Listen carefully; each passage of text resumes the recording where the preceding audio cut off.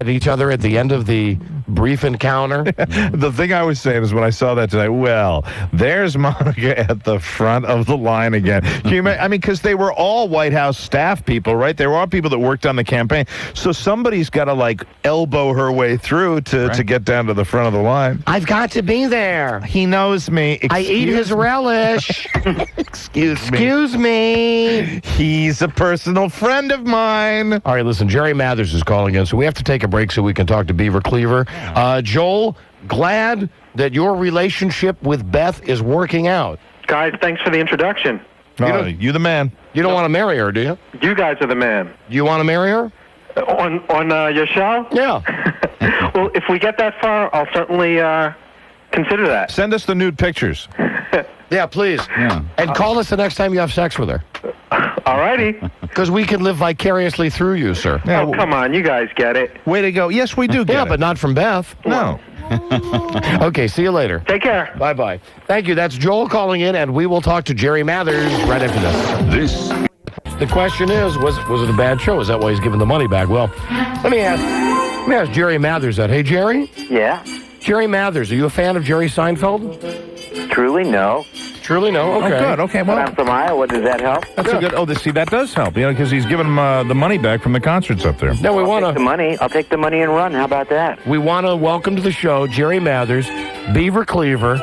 I love Leave It to Beaver, man. Let me tell you my favorite episode. You're probably real sick of DJs telling you this, but It's always nice to hear one more time that somebody has a favorite one. okay, the one where Beaver Cleaver climbs up into the big coffee cup That's it, and falls right in there. and the girl's hand is coming down. That's well, actually, she's holding it, and then my friend Whitey says, put your foot on the lady's thumb, Beav, and see if that's really steam in there, or if it's just whatever's supposed to be in there, and the next thing I fall in, and the fire department has to come and get me out. That's a good one. Now, listen, you can watch Leave It to Beaver on TV Land every night at 6 o'clock. TV Land is the Nick at Night channel. And, Jerry, I've seen you interviewed on shows. Okay. And I want to tell you something, that I'm not here to bust your chops. I'm not going to make any stupid jokes about Beaver, because you get that a lot, don't you? I'm good at parrying, though. We can go a few. But, the thing is, you must really, I would imagine that you sound like a very nice man, and I would imagine that at a certain point, when you're doing these interviews, that it gets a little old. And I would also imagine you would have favorite things that people ask you about. In fact, I'd like to ask you that.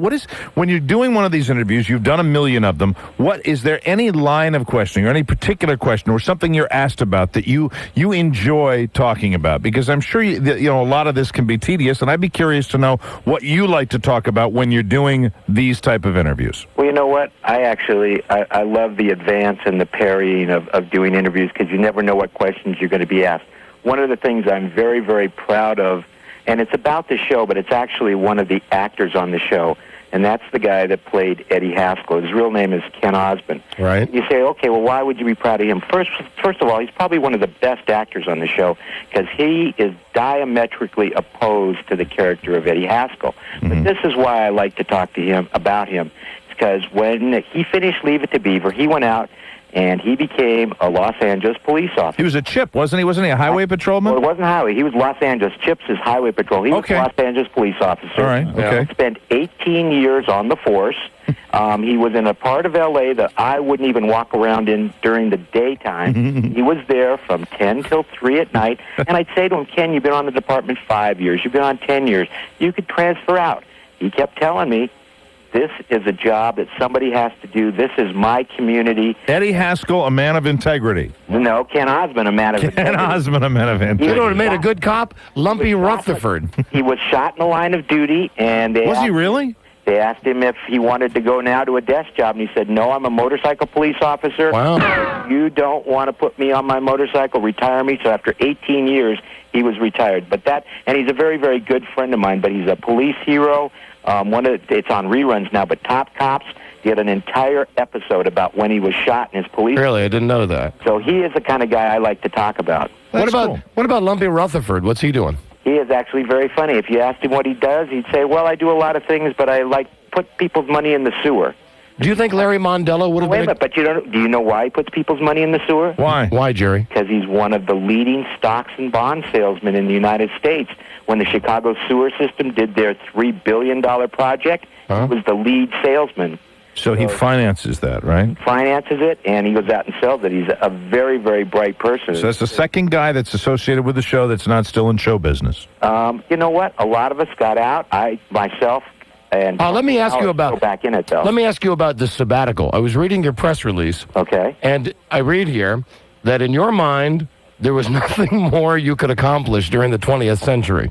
So you decided to kick back until the millennium. I'm not a computer, so I just figured that I would zero out, right? No, actually, I did the new Leave It to Beaver. I was financially secure. It was 1989.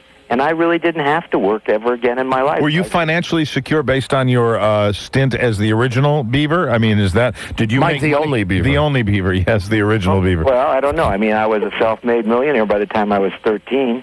Oh, so you were getting all the dough for that? Really? Because so many times we have, especially even younger shows than that, we get people on the show that say, hey, I didn't make much money. I had the contract, and I was. See, what they don't tell you is they didn't make much money. But in those days, if you were to go out and buy a brand new Porsche right now, a brand new Porsche would cost you about $126,000. That same car in, say, 1957 was about $3,000. A house that was about $20,000 to $30,000 in the San Fernando Valley is probably now... You're listening to inflation a la Beaver Cleaver. Okay. So if you could buy 3 or 4 Porsches a week or even one of those houses a week, you were making a lot of money. Now, it's not a lot of money compared to nowadays. How many Porsches did you have by the time you were 13? By the time I was 13, I didn't have any. By the time I was 18, I had my first one. You had your first one, so you bought things that appreciated. Is that what you're saying? I mean, inflation was good to you.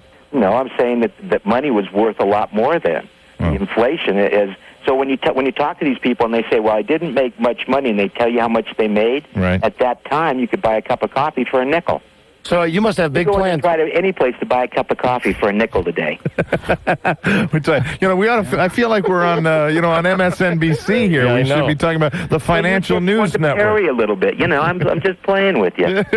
God, it's Beaver. We'll see you with Lou Dobbs in a few minutes. Lou Dobbs. Have you ever met Vince Ornells or Dick Van Patten? You know what? I have. I've done a lot of different things. I do a lot of charity work, and a lot of like the tennis tournaments. And well, he's got a Jenny Craig connection too, because we've talked to Dick Van Patten. As a matter of fact, the last time we saw him, he was flying back to watch the fight, the Tyson fight, where Tyson bit Evander Holyfield's ear, ringside with Jenny Craig's husband, and then they were going to like some horse race. So yeah, Sid and Jenny Craig. In fact, Jenny had when I was at the Kentucky Derby this year, and she had a horse run in the Kentucky Derby. See, there's the connection, the Van Patten connection. Let me play you a tape of Dick Van Patten saying what great guys we are. This will certainly impress you, Jerry Mathers. I want to thank Don and Mike I had a lot of fun here, and I didn't travel 3,000 miles to watch you lose, so that's why you won. All right. But I want to thank all of you for supporting the Children's Hospital. It's a very, very good cause, and it'll make us all much happier. Incidentally, Don and Mike, I think you're terrific on the radio. Listen to this part, Jerry. Wit and great energy, and you're fun to listen to. That's right. And I don't know how you do it for 3 or 4 hours like that and keep it going with that pace. You're really terrific, and I appreciate it. Pretty impressive, huh? I'm impressed. You know what? I'll start being a lot nicer to you now. I'll tell you what we had Dick Van Patten do, Jerry. Yeah. We had a charity basketball game for Children's Hospital where we donkey basketball game. We had girls in bikinis riding. Now I understand why I liked you a lot better. Riding donkeys. Yeah. And Dick Van Patten was the king of donkey basketball. We dressed him up in a big crown, and we had a scepter that had a donkey's head on top of it. And he walked out, and he got a standing ovation when he came out on the basketball court. It was really a beautiful thing to see. Yeah, the same kind of treatment we would afford you if you ever got involved with us on any promotional level. I don't remember you guys even inviting me, so thanks a lot. I think that we wouldn't even be able to, because as far as I can tell, don't you still have a year and 5 months of sabbatical left? Well, you know what? When I said that, suddenly I found myself, I went to my doctor, and you talk about Jenny Craig. I went to my doctor, who's a friend of mine. He said, come in for a physical. He told me that I had probably 3 to 5 years to live. Were you that heavy? I was very, very heavy. I had very high blood pressure. I had diabetes. And he said, if you don't lose this weight right away, you won't see your daughters graduate high school, you won't see them get married, you'll never see grandkids. And I couldn't take off the weight by myself. I went to Jenny Craig, and I got on that regimented program. Within 6 months, I had lost all the weight I had to. My blood pressure is now under control. Once you have diabetes, you can never cure it. It is controlled. I am now running an hour and a half every day, and suddenly... You got any videotapes of that? I got so energized that I couldn't sit around the house and do nothing anymore. All right. Well, and what were you doing with your dad the other day when you were supposed to be on the show? Well, weren't you at an airport or something picking up your dad? Actually, it was my daughters. Oh, your daughters. Oh, your daughter. Yeah, Okay. you guys, I don't know. Your phone system didn't work. I tried to call you from the airport. I'm divorced, so my daughters came in from Indiana, and when they came in was right when I was supposed to do your interview. So they said, okay, I'll just call them from the airport. We wanted to really see you in person, now, especially the new you that, is all toned up and firmed up and all Do that. you feel any additional pressure getting divorced and stuff because you're Beaver Cleaver? You know what I mean? You know what? Yeah, I know exactly what you mean. And Right. I have never lived my life to be Beaver Cleaver. I am Jerry Mathers, and, actually, divorce is not a terrible thing. It's a terrible thing. It's terrible for me, Jerry. And Well, wait a me. minute. No, we're all in the terrible. same boat there, Jerry. It's the terrible thing is that it's on the kids. The hard part about it is what you do to your kids. So, but as far as getting divorced, if two people can't live together and be together, a lot of times it's better for them to be apart. But the terrible part is what happens to the kids. You're a three-time loser? Of course, not only two. I still got another one to go. Only two. Good man. Good man. So listen, do you get pissed off if you're out in public and people come up and start going, Beaver Cleaver, Beaver Cleaver? You know what? I consider that a compliment. That just means that someone has watched the show and they're taking time out of their busy day to come up and say, hey, I recognize you. Lady Beaver plays in 180 countries and 140 languages, so it plays all over the world. People from every language, every part of the world come up and say hello to me, and I find it only to be a compliment.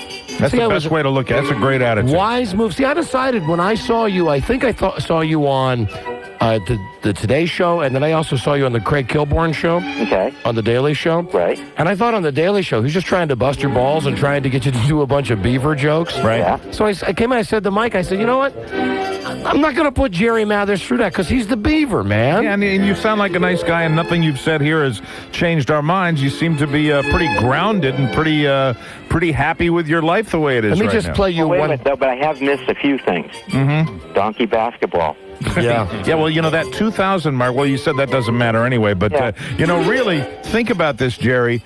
You could be our next Dick Van Patten. And listen, let me leave you with this tape. I want you to listen to a tape. We still to this day play lots of beaver tapes on the show. Okay. This is when Beaver and Wally are calling a girl's house to say that they can't come to a party because they're sick. They're pretending that they're your dad. It's a fake 'cause phone it's an call. all-girl- No, Wally's calling because it's an all-girl party. Right, now listen. At one point, Wally turns away and he says, "It's working great, Beav," but it sounds to me, every time I hear it, like Wally turns and says, "It's effing great, Beav." We have played this tape over and over. You have no idea how many times we have analyzed this because everybody knows you're saying it's working great, Beav, but we think Well, Wally. but did you play it backwards?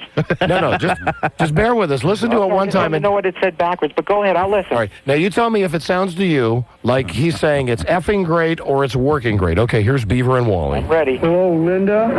This is Mr. Ward Cleaver, father of Wally and Beaver Cleaver. About your party this afternoon, my son will be unable to attend. Huh? Oh, he come down with something. Unexpected, Wally. He come down with something unexpected. As his father, I don't think I should expose you and the other girls to his germs. Here it comes. Yes, the ones he come down with. It's working great, Beaver. This Linda's really calling for it. Does that sound like he's saying it's working great, Beaver? I think I'll take the fifth one down. Gotcha. All right. Hey, Jerry Mathers, good man. You have a book out right now. What's the name of your book? Well, what else would it be? And Jerry Mathers as the Beaver. It talks a little about it. It's one of the pinnacles of my career, but I worked with Hitchcock, Bob Hope, and did a lot of things after, so it's my autobiography. Well, there he is, Jerry Mathers, and he's on TV Land with Leave It to Beaver. And thank you, my friend. Yeah, real pleasure. You're a good guy, and we wish you nothing but the best. You guys have a real good one now. Thank you. Bye-bye. Bye-bye. Very nice guy. All right, see there? Yeah. What do you think of that, huh? Yeah, and there was I know you thought we were going to pull a Jethro on him, didn't you, folks? Well, there was nothing he said. You can tell right away when you're talking to somebody if they're going to cop a toot. Yeah, no. Then it goes south. But he was, I'm sure he has heard it all. He has done it all as far as these interviews, and that was fun. He's an interesting guy. All right, well, BFD, there he is, Beaver Cleaver. We got to do a break, and we'll come right back. This is the Don and Mike Show. The Don and Mike Show on 98.1 The Peak.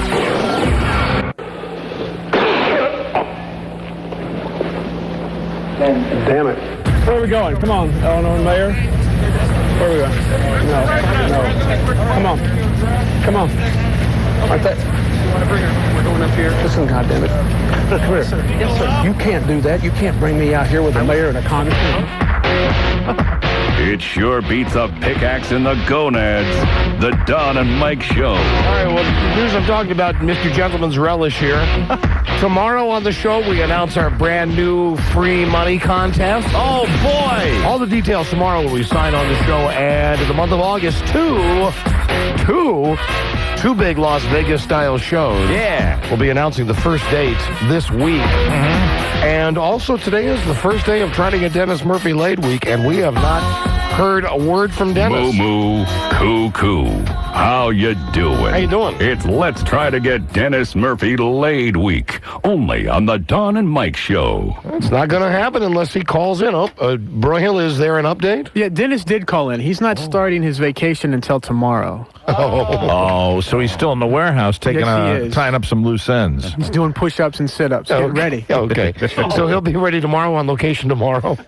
On location. Push-ups, yeah. At the beach. Okay.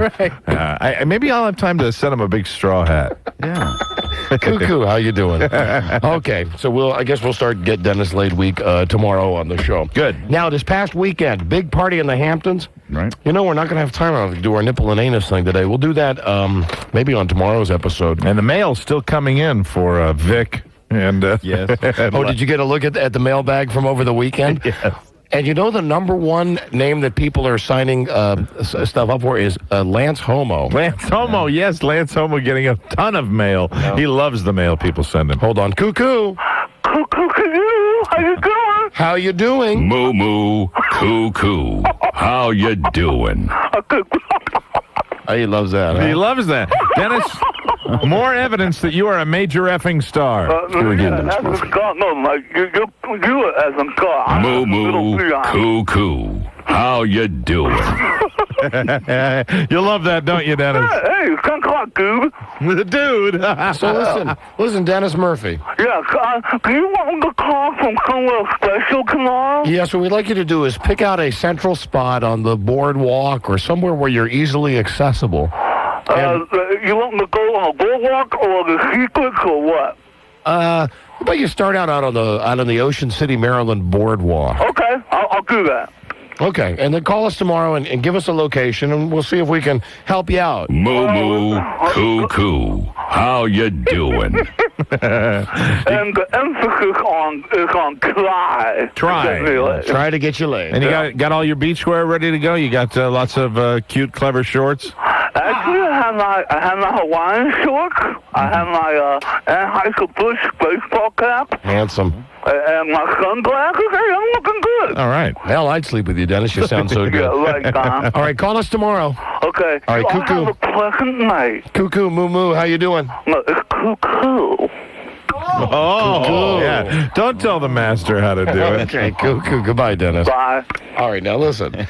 Clinton was at a party thrown by Alec Baldwin and Kim Basinger over the weekend. Mm-hmm. Perhaps you didn't know, but our remote microphones were there. Yes, they were. And we have, I believe, an uncensored tape of Alec Baldwin actually having a conversation with President Clinton. Oh, that's great. So if we could roll that now, please. Alec, come on. Alec. Cuckoo, how you doing? Yeah, I want to steal a moment with you. I don't think anybody's listening right now. I just had to come over here and tell you, Alec, I am such a big fan of yours. As I am of yours, Mr. President. Really? Well, thank you. A question, if you wouldn't mind, sir. Yes, go ahead, yeah. May I smell your presidential fingers? Is anybody looking? Are the cameras over here, Alec? No, nobody's. All right, I'm going to put these two. Smell these two right here. Oh, sir. Yeah, okay. That was just, can I tell you the truth? That was 10 minutes ago. And it wasn't my wife. I'll tell you that right now. Isn't that incredible? Can I ask you a question now? A question for question? Of course, yes. For me, Alec Baldwin, ask away. Yeah, what is it like? What is it like? Every night do you get to do Kim? Oh, man, I want to tell you something, sir. Yes, Alec. I love boning her. And man. I'll tell you something. I've made love to my wife with the Oscar statuette. Oh, that is incredible. Now, if I could ask you a question, sir. Yeah, now I think we'll exchange questions. And can I just tell you, really, I love talking to you. I really do. I love talking to you. All right, now go ahead, ask away, right? The stain on the pig's dress, did you? Oh, man. Did you leave it? Is that your spunk, sir? Here's the problem. You know what the thing is? I don't know. You know what it's like. I mean, you're in the heat of passion, and all of a sudden, you don't know. Did you see something about Mary? Oh, listen, did I see it? Yeah. Ask Kim how much pine sol she's had to buy. I am constantly spray painting our walls with my love juice. I'll tell you, I've told so many movie star friends of mine, Robert De Niro, and now I can tell you, when you're big and powerful, you don't always know where the goo goes. That's the problem, man. Amen, Mr. President. Amen to you. Hey, can I ask you, when you were doing The Juror with Demi Moore, did you actually do her? Oh, many times. Oh, wow. This is so cool. I'll tell you something. Yeah, go ahead. Ask She's away. not that good, Mr. President. Really? What about Tom Cruise's girl? What's her name? Oh, Nicole Kidman. Oh, yeah. Did you do her? You were in a movie with her, too? Yes, I've done Was her. that the one where you played the doctor? That's right. That's where I said, I am Shazam. Do you? Okay, then I'll cut right to the chase, Alec. Do you get a chance to do all the starlets you work with? Let me ask you. Yeah. Do you do all the interns that work for you? You are the coolest. You are the coolest, man. Man. Here, have another cheese puff. I can talk to you for hours. I can't believe the schmucks that paid $25,000 to get into this lame party and eat my lame hors d'oeuvres, sir. Oh, this is Loser Central, isn't it? Listen, get back to our previous discussion. When you're doing all that strange, when you're on the movie set, yeah. How do you do it? Come over here for a second. Yes, all right, come here, what? How do you do it? How do you do it without Kim finding out? I'm always taking notes. First off, unlike you, right? And I'm just going on what I've heard in the press thus far. Well, it's all true. I use a rubber, I think. You don't use rubbers? Oh, come on now. That's no fun. There's something erotic about a tight rubber lubricated for her protection. Not for me. Who cares about protection, man? I mean, that just takes all the sensation away. But you're the movie star, and I'd probably be better off if I had used that, because then there wouldn't be that dress. You are the president. I don't want to say my way of doing things is better. Every time you have sex with a woman that's not your wife, do you always have unprotected sex? Well, of course. I mean, there's no time. What am I going to do? Am I going to send one of the Secret Service agents across to the box of those things? With the amount of times I do it, that's all I'd be doing. I wouldn't be signing legislation. I'd be asking people for, condoms and stuff. My turn for a question, sir. Fire away, Alec Baldwin. You are such a super stud. I just want to say, asking and trading questions with you is very exciting for me. I'm looking at Hillary right now, and I'm wondering, those ankles, how effing thick are those ankles, sir? Too thick. That's the way I look at it. Oh, she's over there. Speaking of thick Hello, ankles. Mrs. Clinton. Just wave at her. Hi, honey. Hi, Mrs. Clinton. I love you. Okay, getting back to that. Now, Demi Moore, was she the best of all the ones you did? No, I'll tell you, the best is my wife, Kim Basinger. You're not telling the truth. The best is your wife? What are you? She's good. Are you high? Man. Do you want to do her? You did inhale, didn't you, man? Her? Would you swap? I'll just let you have Kim. Oh, man. Tonight? Right now. Oh, man. Honey bunny. Oh, baby. baby. Honey, come here. Oh, baby. Oh, I've got to calm down. Let's pretend like we're talking about... sir. Yeah, we're talking about legislation here. Wait, somebody's coming by. So I think that the future of the country is the most important thing. Tax cuts are vital, sir. Tax cuts are vital. Good man. Always said to do blah, blah, blah, blah, blah. Okay, they're gone. Yeah. I've got a question for you. Fire away. You really can let me do that? I'm so excited. As I look at your thick-ankled hausfrau, Oh, yeah. Don't look too long. let me tell you something, sir. She appears to be a bit of a challenge. Oh, listen, she sure is, but I will tell you, if you're going to give, I'm going to give, and she is yours. It might be a tough sell for me, but I bet I Is she can any get good her. with her mouth? Oh, I wouldn't know. Hey, are those shrimp? Oh, man, let me just have a few of those. Mr. Clinton, I'll just... Oh, ma'am. Henri, I'm such a bring clown. Mr. Clinton a platter of shrimp, No, please. these are Sir, great. These are please do not lick your fingers in front of the help, Oh, sir. come on now. Section shrimp, man, my favorite. There's nothing like that. Do you have any fried food? I'd like some fried food. Do you have any fried? These are good, but come on. Photo op. Here comes Harvey Keitel. All right, hi, Harvey. Harvey, how are you? Photo op. Smile, yes. Come on. Cheese. Come on. Cheese. Hi, I'm Alec Baldwin. Come on. Hi, I'm Bill Clinton. Come on.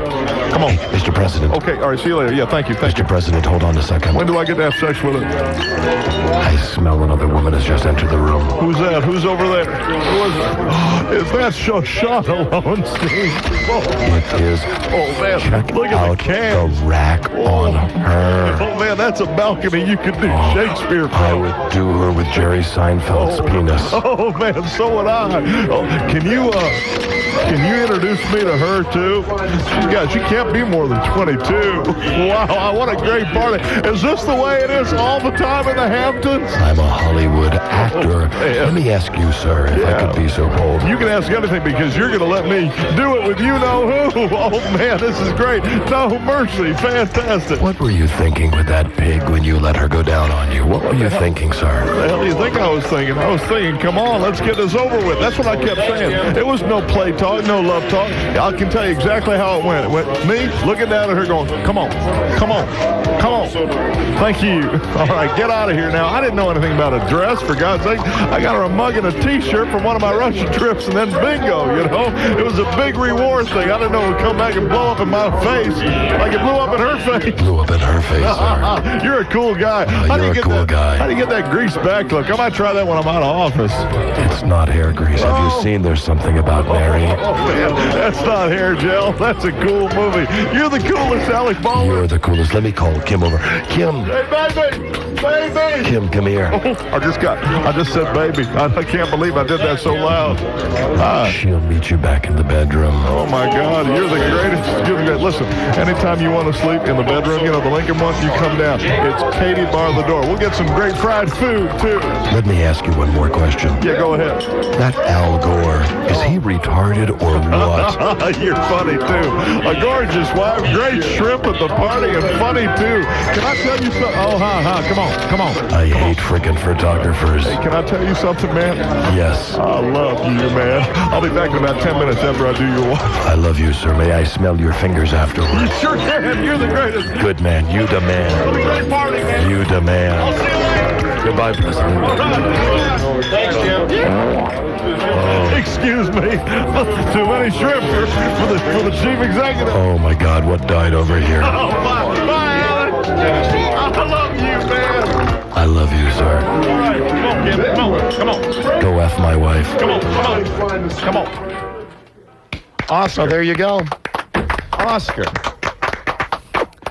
That's just what it may have gone like, ladies and gentlemen. Last night in the Hamptons. We have the exclusive tape right here. Alec Baldwin and the President of the United States. I'm Al Nipple. And I'm Victor Radis. Thank you, everyone. We'll be right back. This is the Dawn and Mike. Phone call. No. I'm not on the phone. I'm right here. Oh. Gonna take a phone call. Well, where's the phone? I'm not buying it. I think it's fixed. Not buying it. Do you get the feeling that you're gay? No bra can hold them. Don Geronimo and Mike O'Mara. Thank you, Dude Walker. Don and Mike show from WJFK. Right here in D.C. And you're hearing our satellite-delivered show on the Westwood One Network. Thank you for listening in Sioux City, Iowa on FM 99 KKMA in Albuquerque, New Mexico. Hot Talk KHTL and in Sacramento, 1140 KHT. Hey. You know, you played that tape of John Lovitz, and I wish somebody would give him a funny script, because I still think that he could be a funny guy in a movie. He's taking the dead guy's place. Is he on the on news radio? See, I like John Lovitz. Yeah. What's the word? What's the word from Planet Crackpot? Planet Crackpot. Let's get news and comment right now with Guy Birdley. I guess I'm the only one who does. I am the only one. Oh, Rob, thank you. Thank you, Rob, yes. Hello, Buzzy. What's your lead story tonight? Hi, Don and Mike. Tonight's story, the plot to steal the relish-laden dress. Relish-laden. Relish-laden. Linda Tripp's buddy, Lucy Ann Goldberg, says the reports that the two of them plotted to steal the semen-stained dress are ridiculous. Someone should slap that old bitch. She is on all the talk shows. She looks like Mrs. Santa Claus. She's easy on the eye, though. Oh, my gosh. She's like a road under repair. I don't know who's worse looking, her or Linda Tripp. It's boy, I tell you, that would be a horse race. But I wish they would, literally. I wish they would both just shut up. Yeah. Shut up. SHADDUP. Hi, I'm Linda Tripp. I'm just like you. Yeah, right. Goldberg says she did talk to her friend Mark Furman of O.J. Simpson fame about how to sample DNA. Hey, she travels in all the good circles, doesn't she? Absolutely. As for the plot to steal the dress, Goldberg says, quote, "We were just two girls having a Nancy Drew fantasy." And then eating 8 boxes of Twinkies. No, I don't want the no-fat kind. But Time and Newsweek say Tripp did try to get access to Monica's Watergate apartment, and when Monica wasn't home, she told the doorman, "Don't you trust me?" He didn't, and didn't let her in. Man, Linda Tripp to the donut With shop. that face that'd stop a clock. Oh, man, she is. I mean, it's just, and she can't help but have that look on her face. You know what I mean? That look that's just like, what do you want? She's so fuggly. And, of course, this all started when Monica supposedly showed Linda Tripp the semen-stained dress, and then also showed her a before photograph of Monica in that dress alongside the president. And, by the way, the New York Imagine that. Yeah. Look. Yeah. This is it right here. I'm so really? proud. This is the stain. Oh, my God. Look at it. Take a picture of me in it. Well, you know, one thing that would point to me would be that maybe, if it did happen, maybe it happened just once. You know, if she made such a big deal, where That's she all it was, takes, though, Mike. yeah, where she was saving one time, saving the relish. No wonder she was so proud. Take my picture in front of the dress with the relish on it. Oh, and by the way, the New York Post got in touch with an expert on collectibles, and he says that stained dress could be worth $500,000 on the auction market. Really, worth more than Batman's cowl, you say? But he says it's only worth that much if the stains really belong to the president. You know, Batman could increase the value of that by putting a stain on it. You know, get a little relish on his cowl. The collectibles expert says $2 million now. The dress would only be worth $20. Holy orgasm! Holy relish, Batman. The expert While says Batman has his cowl, look at the stain underneath the nose.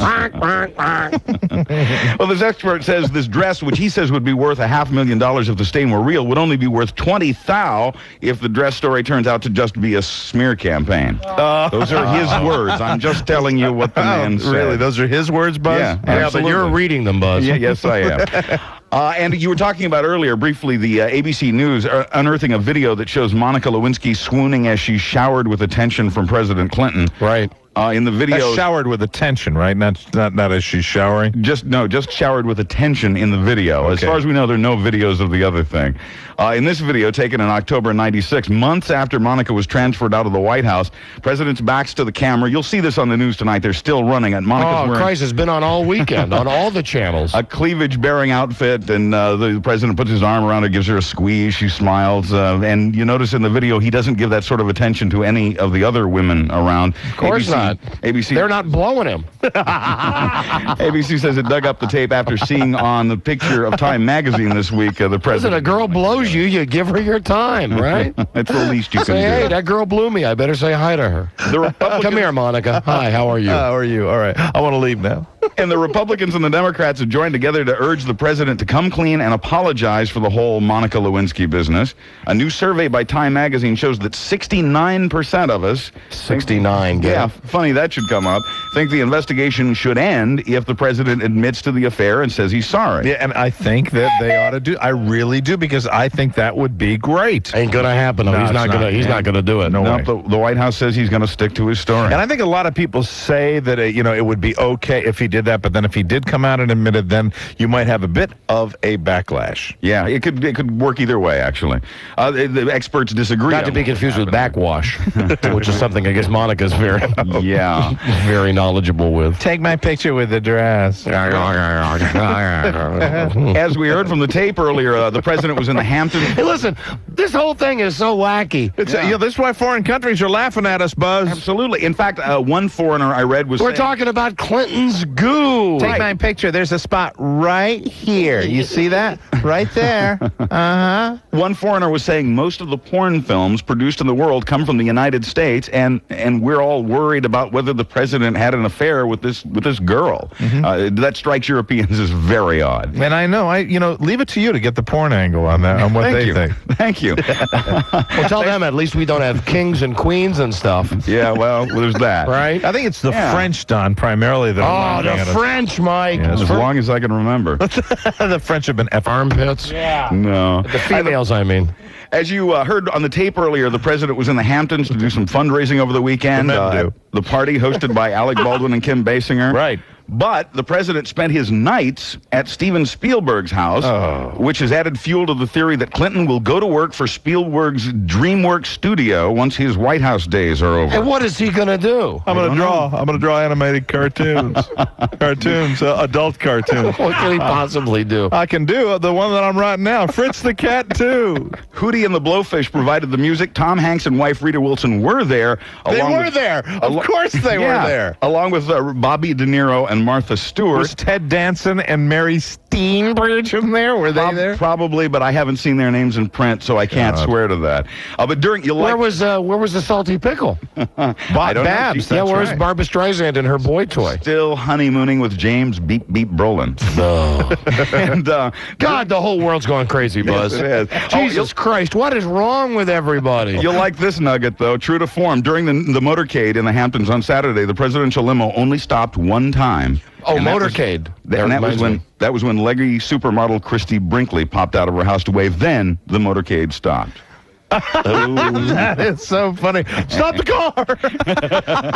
We still have to watch the Zapruder video. It's been sitting here for a whole week now. Tomorrow, let's watch it. Image of an Assassination. A new look at the Zapruder film includes a never-before-seen version of President Kennedy's assassination. Wow. How can they say that and, say that legally, to say a never-before-seen? Because, I mean, it's enhanced, but it's basically the same thing. Well, that's why it's a never-before-seen version of the film. Well, actually, it's the actual film had, images out to the sprockets. Right. So they have Sprockets. wider. It's almost like I'm Dita. Welcome to Sprockets. It's almost letterbox because there's more footage to be seen. They have a bigger frame of the shooting. Thank you, Rob. They on the tape. Wow, Thank you, noted nerdologist Rob Spiewak. That's cool, Rob. Thank you, Rob. It's out to the sprockets. Thank you very much. It'd be a wonderful pocket protector for you at the end of the day. Buzz, hold on there. We have more news and comments coming right up. This is the Dawn and Mike Show. The Dawn and Mike Show on 98.1 The Peak. Good afternoon. I'm Pamela Graham in the Carolina Newsplex with the latest WPEK news.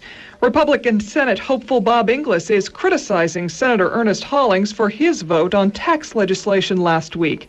Inglis told reporters in Columbia this morning Hollings voted against a bill that would have done away with the nation's tax laws by the end of 2002. The leader of a group that opposes video gambling is pushing to enforce a 1942 law aimed at limiting stores from selling beer and wine and allowing video poker in the same building. The president of the Carolina Family Alliance has been going to area convenience stores, videotaping beer sales and folks playing the machines. The Spartanburg County Sheriff's Office is asking for your help in finding a missing 15-year-old Campobello girl. She's been missing for more than a week. I'm Pamela Graham for WPEK News. Japanese lesson number 5, conversation between friends. レストランやごとに行きました。 I went to Restaurant Yugoto. 何を食べましたか？ What did you have at Restaurant Yugoto? 寿司、ロブスター、フィレミニオン、天ぷら、そしてすき焼きは家族にぴったし。 I had sushi, lobster, filet mignon, tempura, and the sukiyaki was perfect for the family. 高かった？ Was it expensive?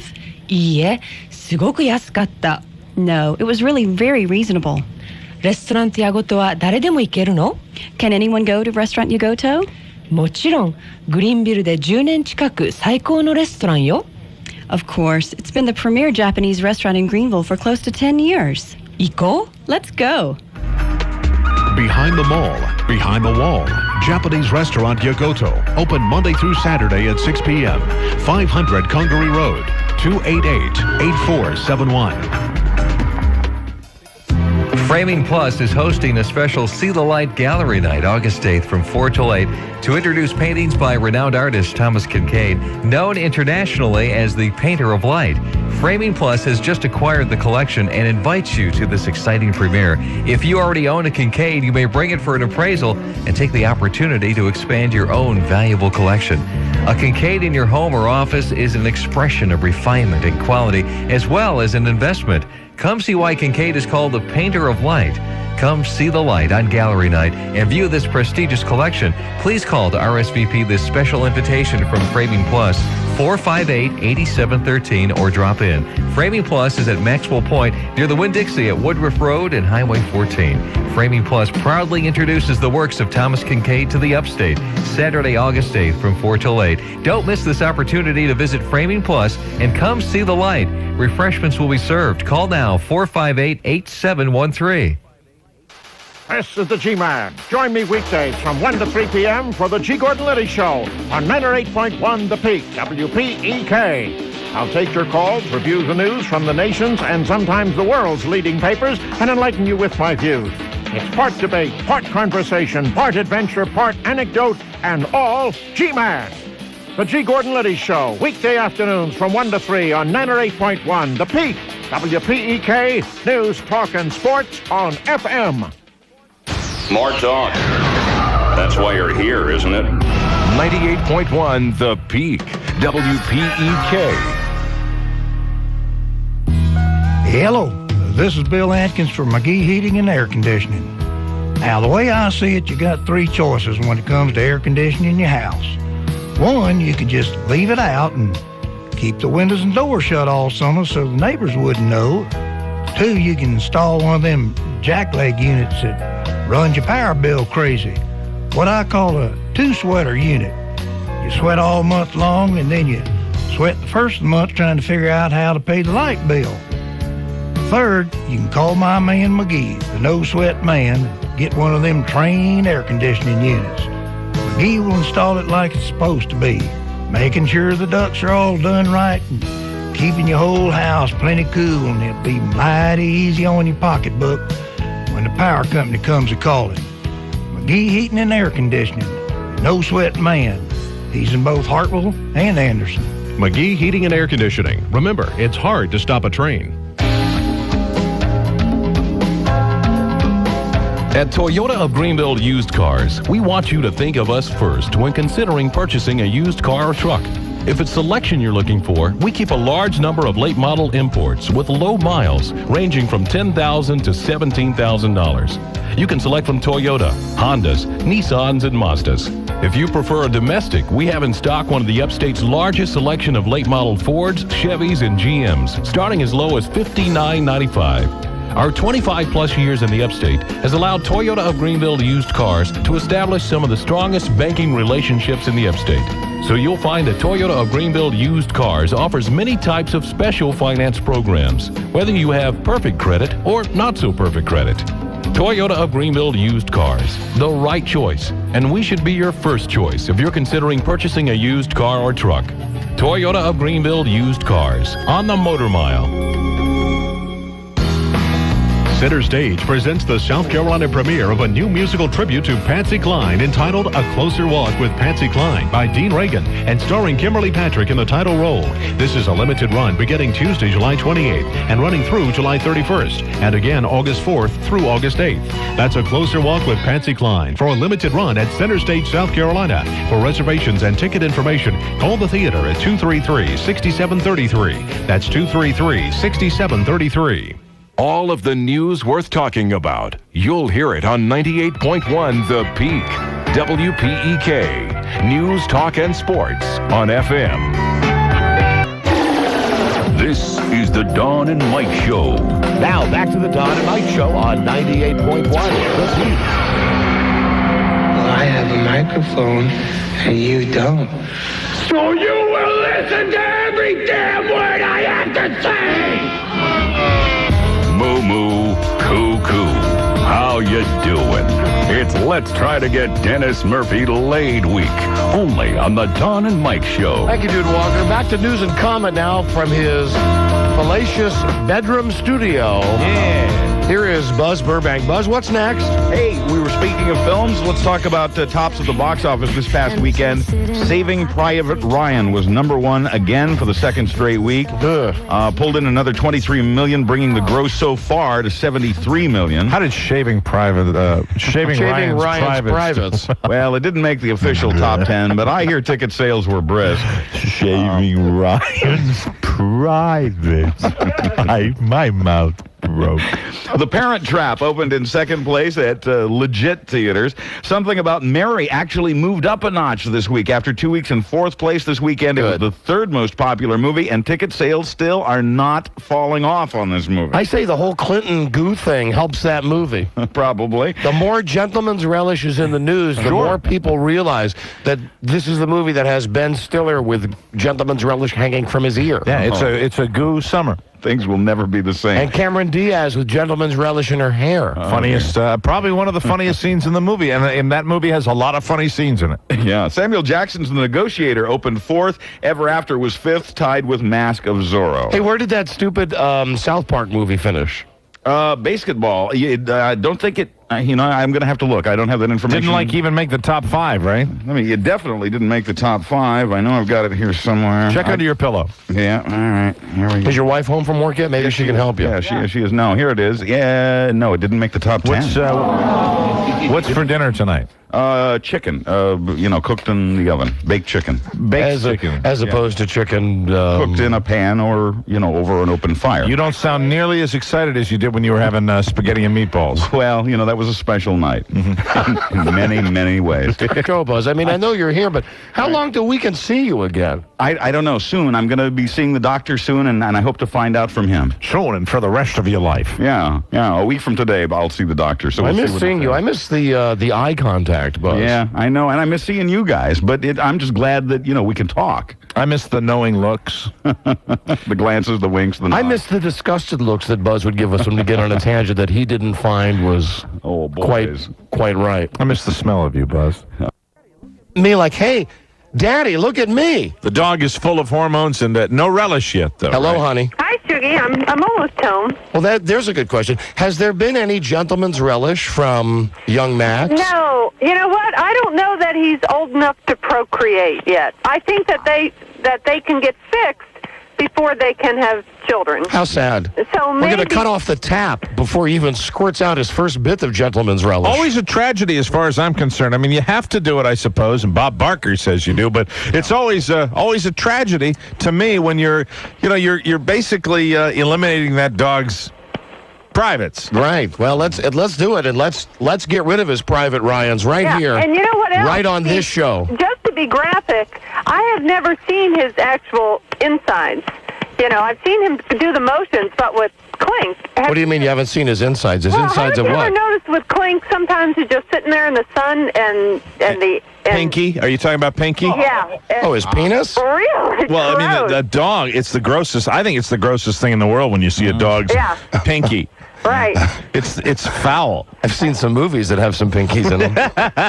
So have you guys. We've seen those movies here on the show. Yes, we have. But the dog, I have. You know what it's like. I have also never seen little Max's wiener. However, it's time to have this procedure done, and dead serious about this. If there's a veterinarian within the sound of my voice that would love some wonderful publicity for his or her, animal hospital. And we're promoting the cause. I mean, they're always talking about that. And the bottom line is unwanted pets. That's why you get your dog neutered or spayed. Yeah, it doesn't have to be for free either. I'll pay. Give me a little, celebrity discount or something. Of course. But love to have this. This has to be done. We are in agreement about this. That it's time.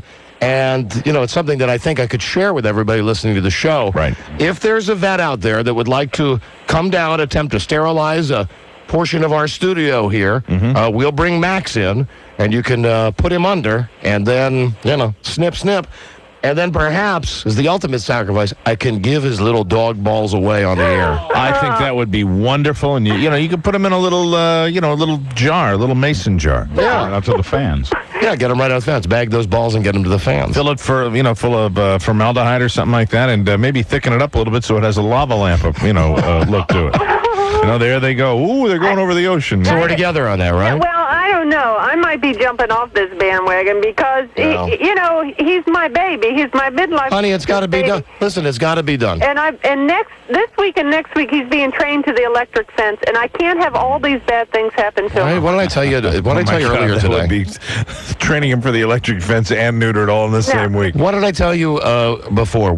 He can be trained on the fence, and then we'll get his nuts cut off at the end of next week. All right, but I don't know that I and listen, hold on. That reminds me of something else. Well, that's my decision. We're doing that on the show. So okay, but I don't know that I want them being sent to a stranger. All right, we can keep them. Okay. If there's a vet out there, please call us, what I just said. That electric fence reminds me of something.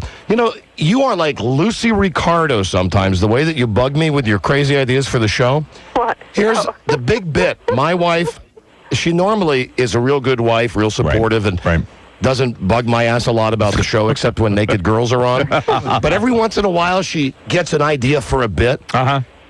And even if it's a real dumb idea, I've had some good ideas, and that you've ignored. And she will not stop with it. All right, there's this guy that we know. I won't say his name because he's a friend of ours. He was at a party recently. I told you about this off the air, Mike.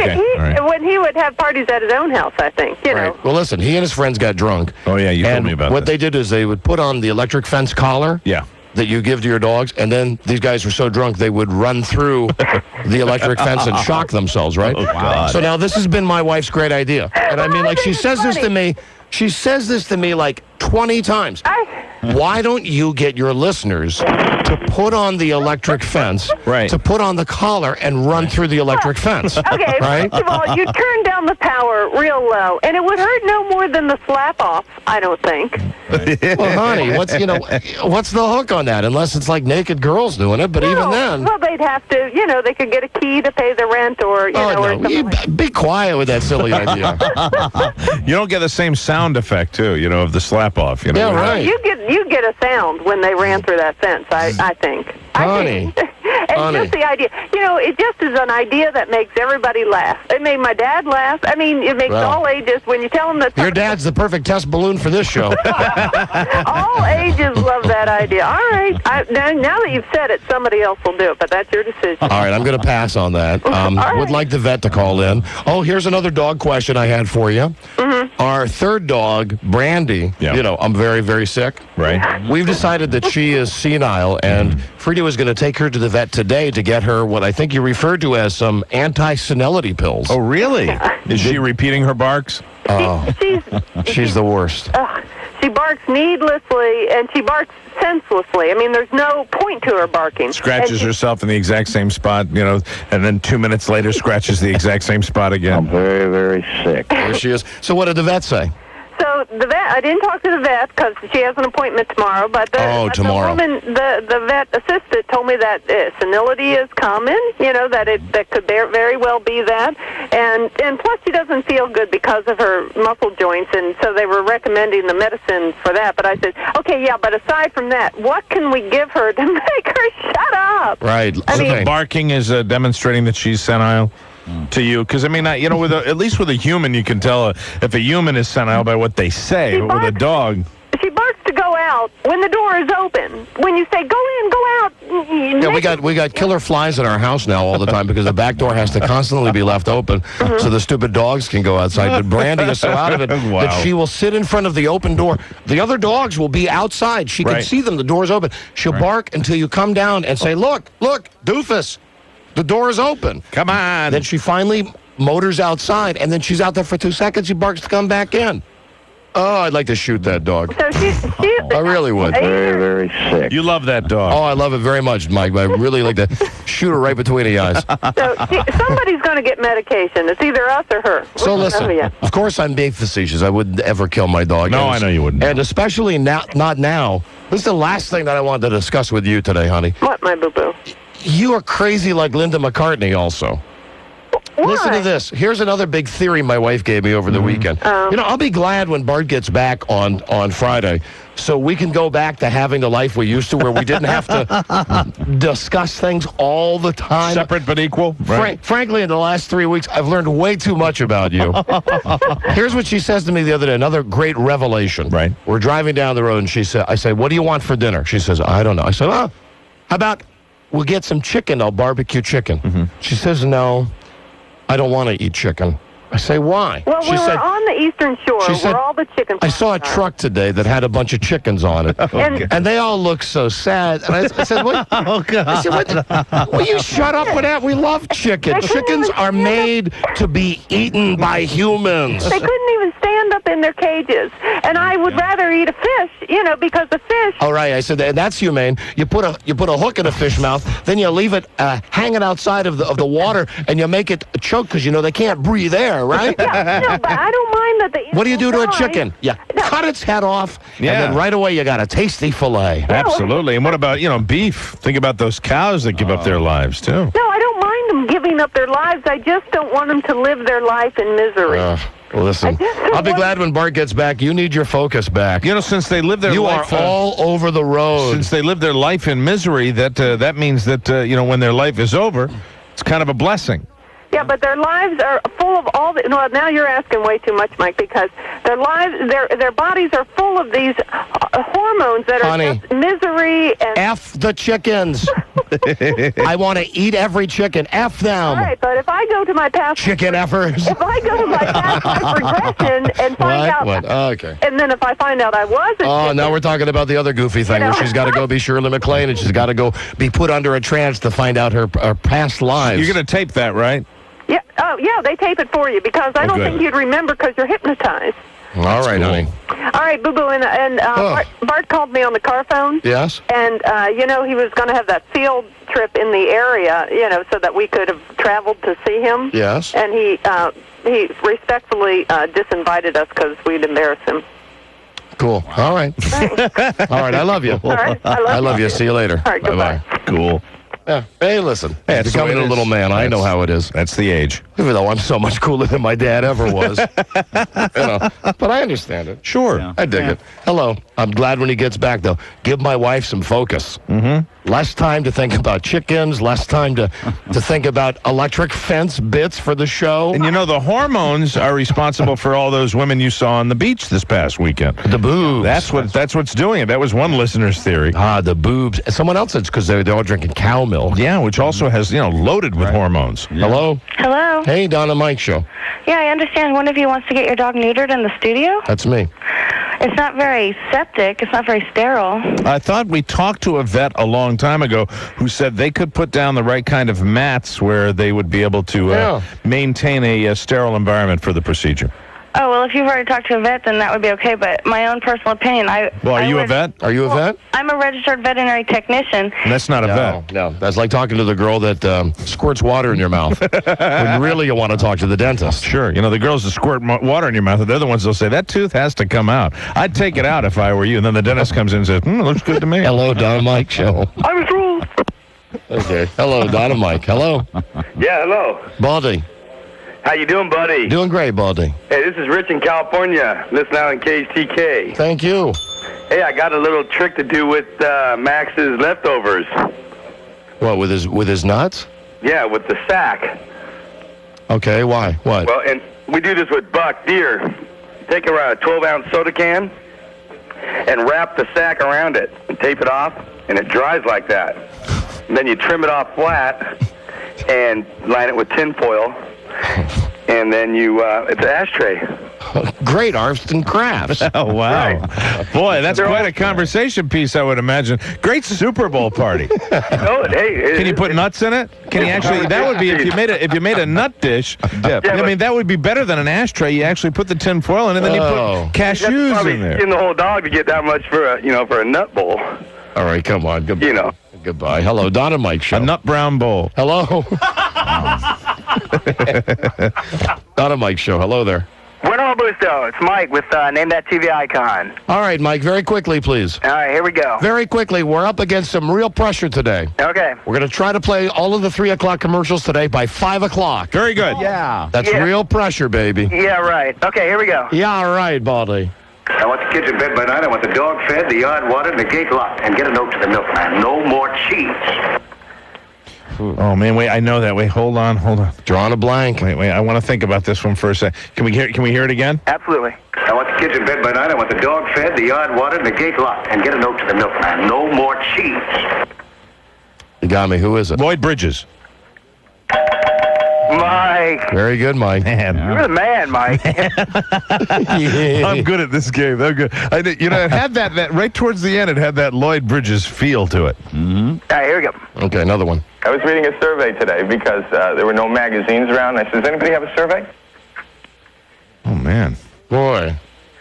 Man, again, please? I was reading a survey today because there were no magazines around. I said, does anybody have a survey? Yeah, I'm throwing a blank on that one. Who's that? Howie Mandel. Well, how are we supposed to know that? Come on, Howie now. Mandel. Too obscure. Boo. Boo. Come on, give us another one. I know this show is for charity, but... Bob Hope.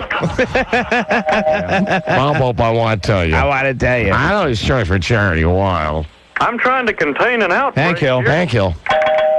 Too easy. Gentlemen, we have some snapshots here today of a very special... Tommy Lee Jones. And one last one. Okay, one last one. I was just going to write that Miss Lydia went to the Bahamas. Abu? Wrong. Try again, dumbass. Play it again. I was just going to write that Miss Lydia went to the Bahamas. Belky, Bronson Pinchot. Oh. Congratulations, Mike. Good game. Yeah, TV icon game. Thank you, buddy. Peace. Peace out to you. Word to your mother. And now he's got one for when we're wrong. Peace. Hello, Don and Mike show. Hello. Can I speak to them? You're on the air with us right now. Am I really? Yep. I have a funny story for you. Can I turn on my radio before you yell at me? What's the story about? Somebody that works for my company calls me the other day, and they get the secretary. And instead of asking for me and giving their real name, they say, hi, I'd like to talk to Rhonda, and tell her this is Mr. Arbusto. All right. Good story. Good story. That's Thank great. you. I'm glad you turned the radio down. Thanks. Click. Now she's mad at us. Another friend made. That's for sure. Another fan of the show. Oh, what a-holes they are. Hello, Don and Mike show. Hello? Hello there. Hi, how are you doing? We're doing great, thanks. Good. I just want to call and let you know that you don't remove the sac from the dog. You just take the testicles. That's what I thought. Oh, really? Yeah. He's just got kind of a dried arrangement down there afterwards. Yeah. Well, maybe I do believe that guy, though, that they probably do take the sacks off the deer that they have killed. Yeah, they can do that, but you don't do and it turn like those into beautiful decorative items. Yeah, those are those hunters. Those are those hunters out there that just, carve up the whole deer. Hello, Don and Mike show. Hello. My technician just called up and told me to call you guys. I'm a veterinarian. I guess you want a dog neutered. Yes, it's my dog. Your dog? Yes. I can't do it there. You want to bring it here? I'll be more than happy to do it. No. We'd like to find a veterinarian to bring the stuff to do it here. Oh, boy. You would have... Whoever that veterinarian is, they'd lose their license so quick it'd make their head swim. Really? Why is that? It's a totally sterile procedure. There's very big regulations on where we do stuff like that. Needs to be sterile, needs to have operating things. Yeah, the studio is relatively clean. I don't know if it's clean enough. We sterilize the studio after every show, and then I hope so. And then the sports junkies who come in after us. Well, the sports guys, I tell you. Mm-hmm. Well, listen, are you telling us the truth here that it would be hard to find a regulated veterinarian that would do an operation in the studio? You never know. I mean, with vets, isn't it necessary, really, in many cases, to go out to farms and places like that where procedures have to be done on location, and that's where you have to create your own sterile like Little House on the Prairie. That's right. Like Little House on the Prairie. You don't have Little House on the Prairie anymore. They all die due to infections and things like that. We actually had a vet call us and say that procedure could be done. Listen, Dr. Doolittle, we'll find a veterinarian that's just got a little bigger balls than you do. But you have a good time in your nice, clean little veterinarian studio there. Okay? Bye-bye. Bye-bye. Take care. Bye-bye. See you later. See ya. Bye-bye. And have you ever driven by some of those veterinary hospitals? Yeah, how dirty they are, right? I mean, really, is that a sterile environment? Hello, Donna Mike Show. Hello, how are you doing today? Well, listen, all I really need is a can opener and a set of Craftsman tools. Absolutely. Knock that baby out myself. Right, and a bottle of Sominex. Hello. Hello. Hi. I was listening to Frida talking to you about... Oh, for the dog. I thought you were saying for me. I was going to say, why would I want to take Sominex, man? I want to be wide awake. No. For the dog. For the dog. Just get a little ground beef and put all the little Sominex, and then here it's treat time. Make little doggy treats. Sominex doggy treats. Yes. Hello, sir. Hi. Hello. Like what they did in Something About Mary. Yeah, I know. Put it into a little sausage. Oh, the little dog collars. What? I was calling about Frida's idea with the dog collar. Are you calling from inside a vacuum? No, but this connection's really funky. You guys sound like you're 1,000 miles away. Funky, man. Funky. Yeah. Funky. So anyway. Funky. Frida's idea with the dog collars. Yes, the electric collar, the electric fence. Yeah, they make a special handheld control for those. Yeah. So you could put them on two contestants in your studio, and they could buzz each other alternately, like the slap. Maybe my wife should get together and plan out the next bit, but... And then, the next step beyond that would be actually getting out the cleaver and taking off digits when contestants angered us. Hello, Donna Mike Show. Much as I would love the chance to use electric shocks on some of the people that listen to this show... Wouldn't that be something special? Hello. Hello. Hi there, you're on the air. Okay, we could test it on Rudy. We really could test it. Have Rudy in here and just go, hey, how about this? And if we didn't like his nugget... Hey, guess what? No. Hey, hello. Yeah, I just wanted to tell you, these vets that are calling in and telling you can't do it because it's not a sterile environment. It was one vet. They're full of BS.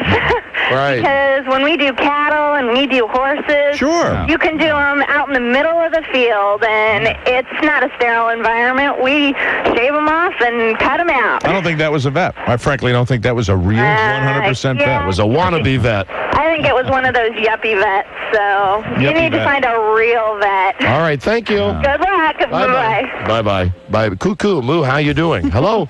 Donna Mike Show. Hello? Hello, buddy. Hey, Baldy. Hey, about your dog there? Yeah, buddy. I'm thinking maybe you get one of those nice rubber bands that the Sunday newspaper comes in. Yes. Wrap it around that scrotum there a few times. Keep the dog in a office there for a couple weeks. They'll fall off. Couple weeks. All right, thank you, sir. Thank you. Hello. Donna Mike Show. Another great idea. Hello. Hey, ho. Speaking of which, how's your wife? Oh, jeez. Hello, Donna Mike Show.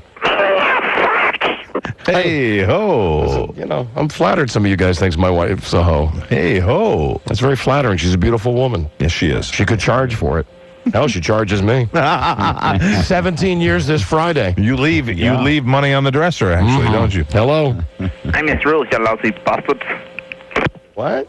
I misrules, you lousy bastards. Listen, come up with a new bit, or we're going to have to cut your nuts off. Yeah, we're going to have to use the newspaper rubber band that guy was talking about. Hello there, Donna Mike Show. Hello, guys. Hello, Mike. I'm on my 6th day of holiday. Who is this, please? This is Dennis Cuckoo Murphy. Dennis Cuckoo Murphy. Yes. Wow. Have today's events begun to turn around the public's perception? Here's Dennis Murphy. Hello there. How you doing? Oh, hey. Cuckoo, all right, listen, we're ready to start. Let's try to get Dennis Murphy late week. Dennis, hold on. Hey, how about that? That's a nice effect with the seagulls, Dennis. Seagulls? Something in the back of my ear. I'd love to hear you try to communicate with the seagulls the same way you communicated with the bulls. Hey, seagull, how you doing? How you doing? All right, you feeling horny, Dennis? Hey, yeah.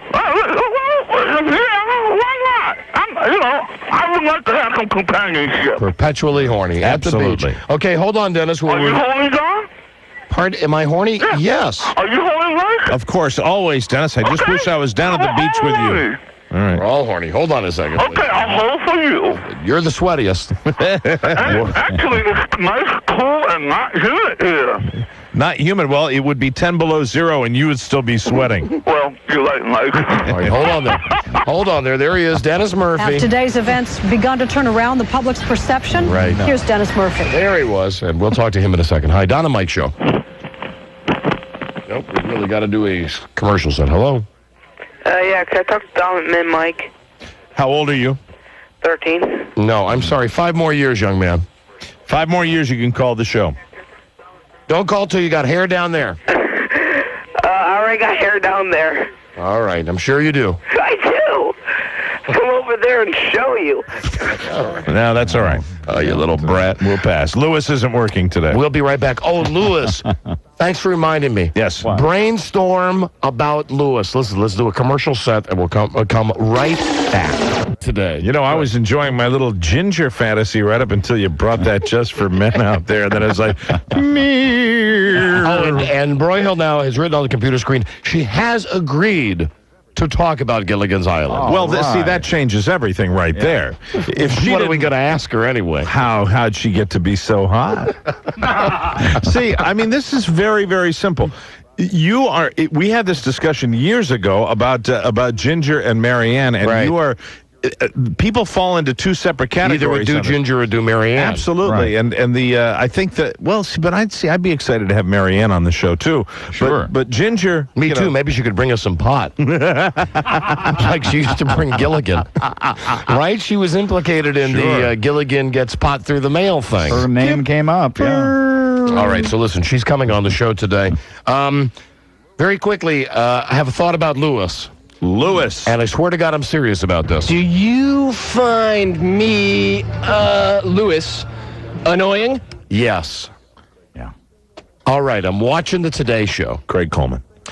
And they're doing the news. Yes. The last thing they mention on the news is that idiot in London has finally set the Guinness Book of World Records because this moron was on a roller coaster for 2 weeks straight. That can be beaten, Don. Don't you think it can? Absolutely it can. Now, the guy, the poor schmuck, was on this thing 24 hours a day with some kind of Guinness Book of World Records regulated 10-minute stop every 3 hours to go to the bathroom or something like that. But it was rain and shine and wind and warm and cold. This moron kept going on this roller coaster. How long was he on it? Do you know? Total 2 weeks. Now, this is where I need some help with the research because this is one of those things I heard on the TV. Right, and you want to know the details. The exact number. I think it was just over 2,000 hours. Now, Lewis is always coming up to me and saying, I would do anything to help out the show. Yeah, he's very enthusiastic. So, thinking that we can, even if we have to, stiff arm him into doing it. Let's say you get Lewis to commit 2 weeks of his life. Right. In the life of Lewis, sure. You're not talking about anything. 2 weeks. What's 2 weeks, man? Not at all. So, if Lewis will do that, here's what I ask to you, the people listening to the show. Anybody got a roller coaster? Right. And there are 3 or 4 amusement parks in the D.C., Maryland, Virginia area. There's a couple in Baltimore. They've got some out in Sacramento. This is their peak promotional time. This is the time of year where you can't turn on the TV without seeing those ads. Now, we would have to have an amusement park that would allow him to ride nonstop. You would be excluding everybody else from the roller coaster for 2 solid weeks. Wow. Now, it could even be like one of those cheesy ones like they have up in the boardwalk in Ocean City, like the Mousetrap one. Sure. Because as far as I know, as long as it's a roller coaster that's in continual motion, you can get the world record. And think about that. We could go into the Guinness Book of World Records along with Louis Coulthard. You know, I wouldn't be surprised that if even during the regular park hours, that guy that did it for 2 weeks, he would, the regular run of the thing stops to let people on and off. It doesn't shoot right through the thing. Oh, really? They continue to run it? Sure. I think continuous is just every cycle, just going nonstop. I think that's true. He just can't get off the roller coaster. Right. Buzz, do you have the resources to find out how long that idiot was on the roller coaster? I will look into it. Yeah, I think I can track that down. I bet that's the way it worked, because I bet the thing wasn't just shooting right through the little landing area. I bet it would actually stop and then they'd go, because any roller coaster, you probably still want to have people come on it to say they rode it with the guy that's setting the record. Yeah. Right? Oh, yeah. I rode once with a guy who was trying to set a roller coaster record, and you're right, it has to stop every revolution. Maybe it was more than 2 weeks, now that I think about it. The park continued to let customers on and that sort of thing. How long would it take for 2,000 hours? How many hours a day? 24 times 5 is 124. Oh, that would be a lot more than 2 weeks, wouldn't it? Be like 2 months. Well, all right, 2 months. Well, the kids always say he'd do anything for the show, right? Do you find me, Louis, annoying? Hey, whatever the record is, Louis will try to break it. Yeah, but I don't want a half-assed thing. He's like on for 10 minutes and he goes, "Oh, I'm tired." Oh, do you have the info, Rob? Well, if he wrote it for a week straight, it would be 1,680 hours. So so maybe 2 weeks would not be out of the question. 2 weeks, hours, it sounds good. Well, who's got that world record? I mean, who's got the Guinness Book of World Records? I know how big the tumor is. The world's biggest tumor is 300 pounds. But how long is that? Okay, so that's... The man's name is Pukey Sticky Feet. That is what I toss out to you. That we'd love to have Louis. We haven't even run this by Louis yet. We can't get a hold of him. No, that would be too much trouble. We'd love to have Louis break the world record. So, if you got a roller coaster, call us up. Sure, Louis. All right. Hello there, Don and Mike. Hello, I have the total of the hours the man spent on the roller coaster. The guy in England that just set the record? Correct. Good. How many? It is 1,013, and it took 47 days. Well, he must not have gone 24 hours a day then. I'm reading it right out of the paper right here. Well, how does it... read the story to us. It says, after rolling up... Is this Don and Mike? Yeah. Oh, hey. Hey, Baldy. After rolling up, down and around in a wooden box for the last month and a half, Richard Rodriguez can be excused for not standing up straight. Rodriguez, who just spent 47 days breaking his own record for most continuous time on a roller coaster, was on shaky sea legs yesterday when he stepped out of a roller cart to greet fans in the English resort town of Blackpool. How many hours was he there? I made a mistake. It's 168 hours a week, not 1,600. I wrote an extra zero. That's not a big mistake, though, Rob. No, I'm not much on statistics, but I was close. Our resident mathematician. So it really would take quite longer than 2 weeks. God. Well, we were as stupid. We believed him. I'm a math moron. I always thought Rob had great SAT scores. I did. What happened? What happened, Rob? There were no roller coaster questions. Well, all right, maybe we'll have to cancel that. Because, listen, I get bored with it if he was doing it for 40 days in a row. You'd get bored with it. Louis would be like, by the end of the first week. Christ. Well, it might be fun to still have some kind of endurance contest. What about an endurance contest to be in the dunk tank? You know, the thing where you throw the softball at the little thing and it goes into the tank and it goes I don't think there's a Guinness Book of World Records for that. Precisely. Okay. Let's set one. All right, well, listen, forget about it all. Let's forget about it. I thought it was a 2-week thing, and it's like a 2 month. It's a month and a half, Don. Listen, besides, Friday, Louis is going to the fetish club with Homo Joe anyway. He's going to be tied up, and he's going to be in plastic. So he's got a big weekend. So listen, forget I said that. Hello. Hello there. How about we take a doggy collar and put it on Louis, the electric fence, and have Louis just run around. If there's anybody that I'd like to see with that dog collar on. Do you know during the commercials that my wife called me again to talk about something unrelated, something about dinner tonight? She said, listen, you're really passing up on a great idea. So will you stop it with that? Stop it. Stop it. Hello. Hello, please. Oh. Moo moo, coo coo.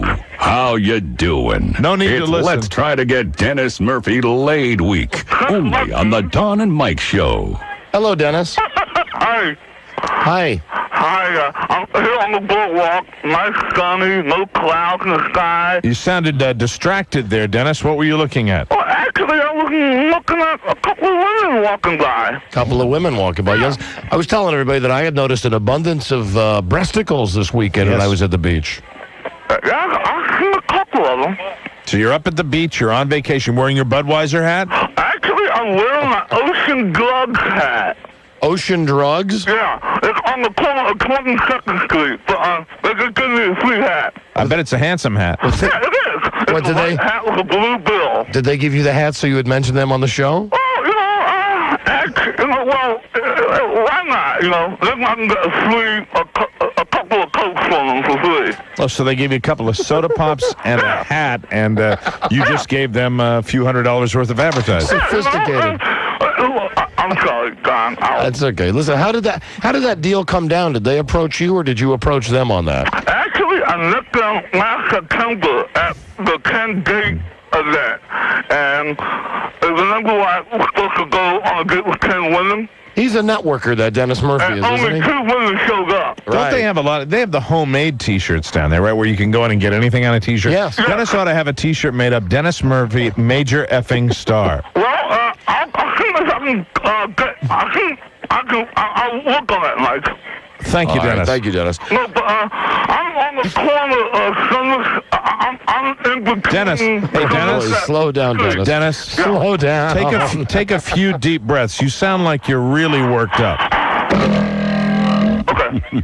It's try to get Dennis Murphy laid week, and I think He's very excited. Most excited man is on the phone with us right now. All right. Knuckle. Hello? Okay. Hi. How you doing? Dennis, are you in Ocean City, Maryland? Yeah, I'm in Ocean City, Maryland, on the boardwalk. On the boardwalk? And where are you at on the boardwalk? I'm on Somerset Street. It's right between Canton Kitchen and the Beachwear T-shirt factory. Right between Candy Kitchen and the Beachwear How you doing? What's your name? T-shirt factory. Hey, Ben. How you doing? Yeah, I work at a T-shirt factory. Oh, okay. You cool. Hey, I got a T-shirt guy here. You want to talk to him?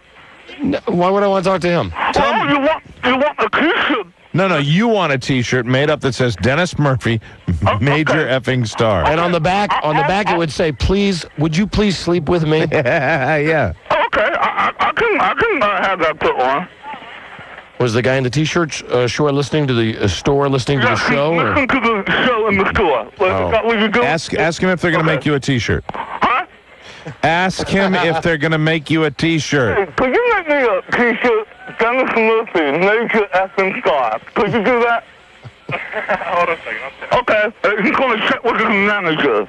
Check with his manager. Well, hopefully you'll be able to strike his deal as a deal as lucrative as you did with Ocean Drugs. Ocean Drugs. Hey, that's going to make me a shirt. They'll make you a shirt. Yeah. Okay, listen. Here's Dennis Murphy with a boy. Dateline Court TV exclusive. Listen, just good. The reason that you are here, the reason you're on the show right now is that we are not trying to get you all kinds of cheap merchandise for free. We are trying to get you laid. Get me laid. Get you laid. The big word is try. Try. That's right, Dennis. We're going to try, and you've lived up to your part of the bargain. You're at a location in Ocean City, standing next to the Candy Kitchen, and hey, nothing better to enjoy than Dennis at a payphone when you're eating that first bite of taffy. Now listen. The hot fudge. Let's be very honest, Dennis. What we're looking for you right now is some love. And Dennis, I'm just looking for some love, companionship to occupy me for the rest of the week. and what about some sex? Well, if it happens, I'll be ecstatic. Okay. You'll be what? I'll be ecstatic. You'll be ecstatic. Dennis, in the privacy, but what, are you staying in a condo this week? Actually, I'm with the parents. You're with your mom? Well, that is going to cut down on your chances to get laid. No kidding. That's why I'm hoping I can go to her place. Well, that it would be a woman that has to have her own accommodations. Or, Dennis, you could pop for a motel room. I'll pop for a motel if it happens. Now, who do I hear there by you, Dennis? No, people walking by. Oh, people walking by. People walking by on the boardwalk. Has a crowd begun to gather around you yet, Dennis? Double extra large. He's getting his T-shirt made. Yeah. Do your mom and dad know the purpose of the trip to the beach this week? Yeah. What? Dennis Murphy's the beach. Yeah. Dennis Murphy, Major Effing Star. Okay. Spelling out effing. Spelling, the word. Yeah. Effing. Spell. Okay, he's telling the guy right now what he how wants to spell the F word. Yeah. And then on the back, would you please sleep with me? Hey, okay. I'll get that done. What? Yeah, he walked away from me, so I have to go get his attention. Dennis Murphy, a study in concentration. Now listen, do your mom and dad know that...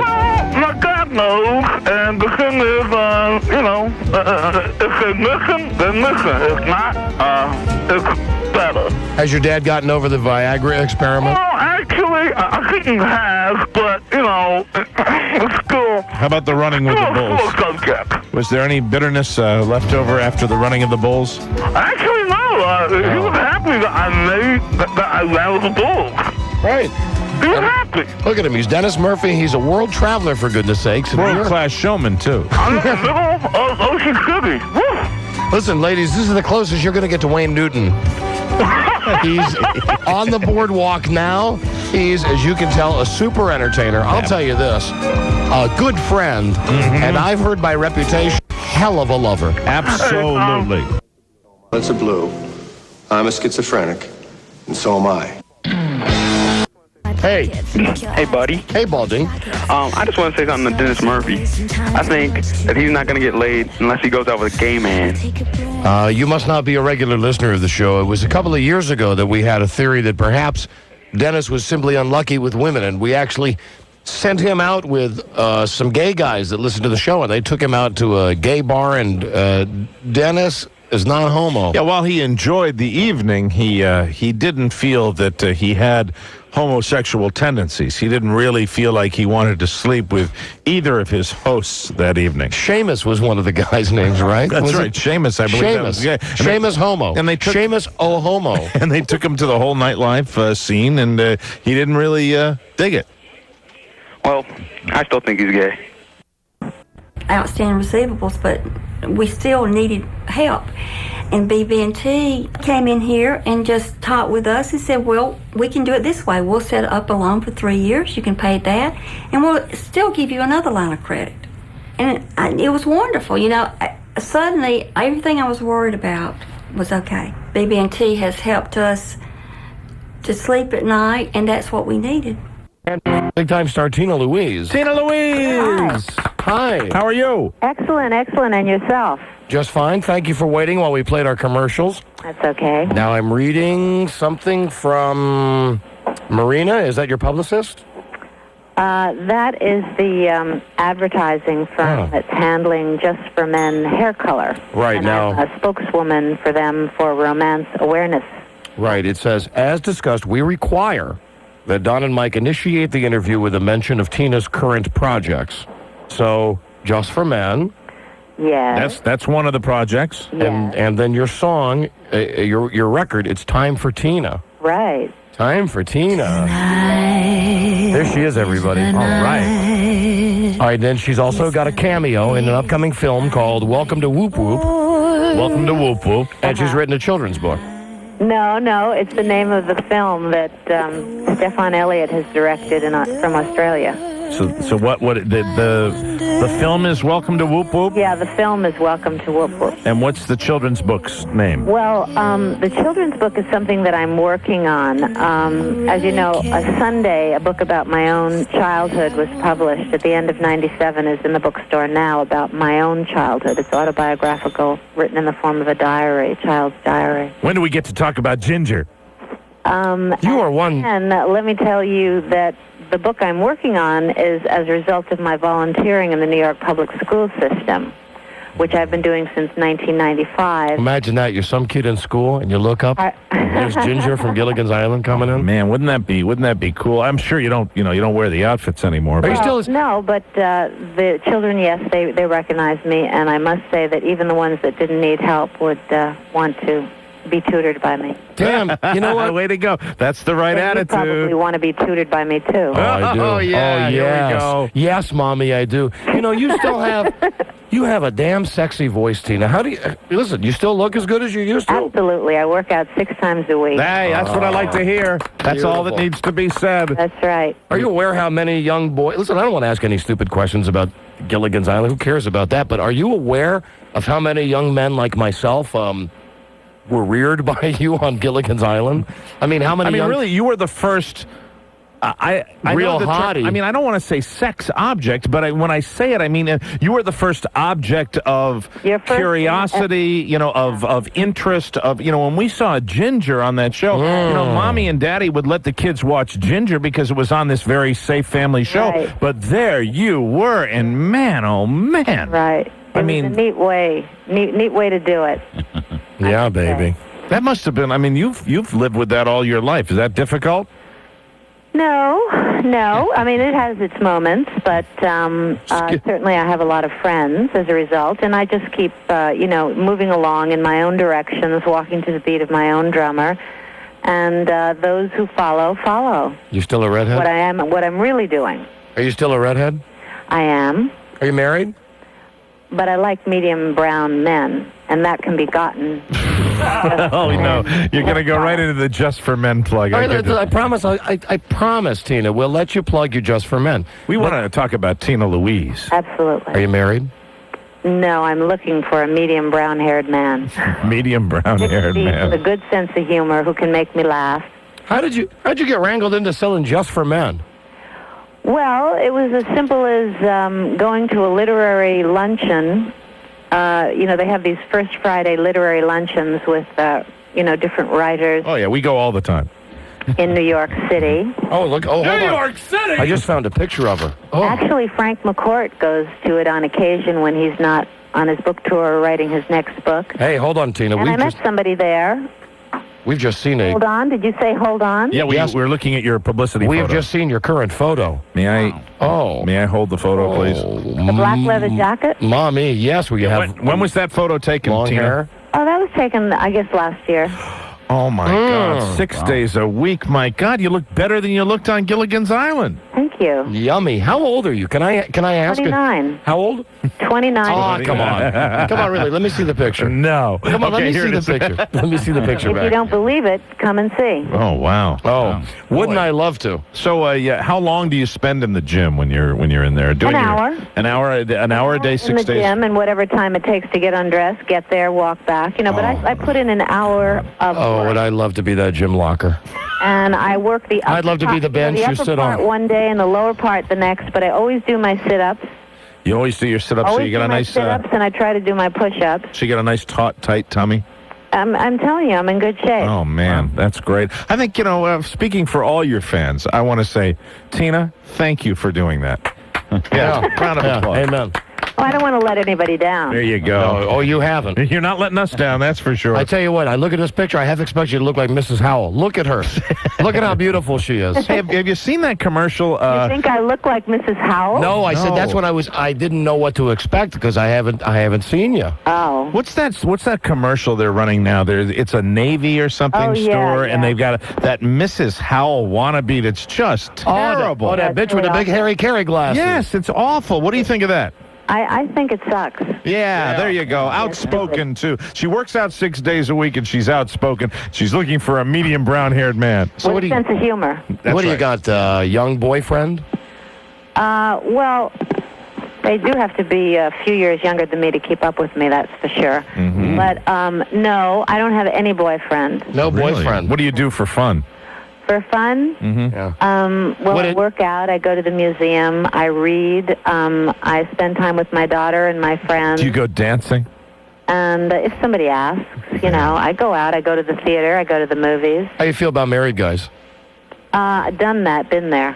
Wow. So you like your quiet time. I was asking for myself, not about all the other married guys out there. Oh, well, you got to be single for me. Get your divorce and then we'll talk. Really? And you said, the museum and reading, that seems to be quiet activities. Do you like maybe just lingering in a nice bath once in a while? Lingering in a nice bath? Yeah, a nice bath, with candles yes, around. I do that. How many baths? Oh, how many do that? How many baths a week do you take, Tina?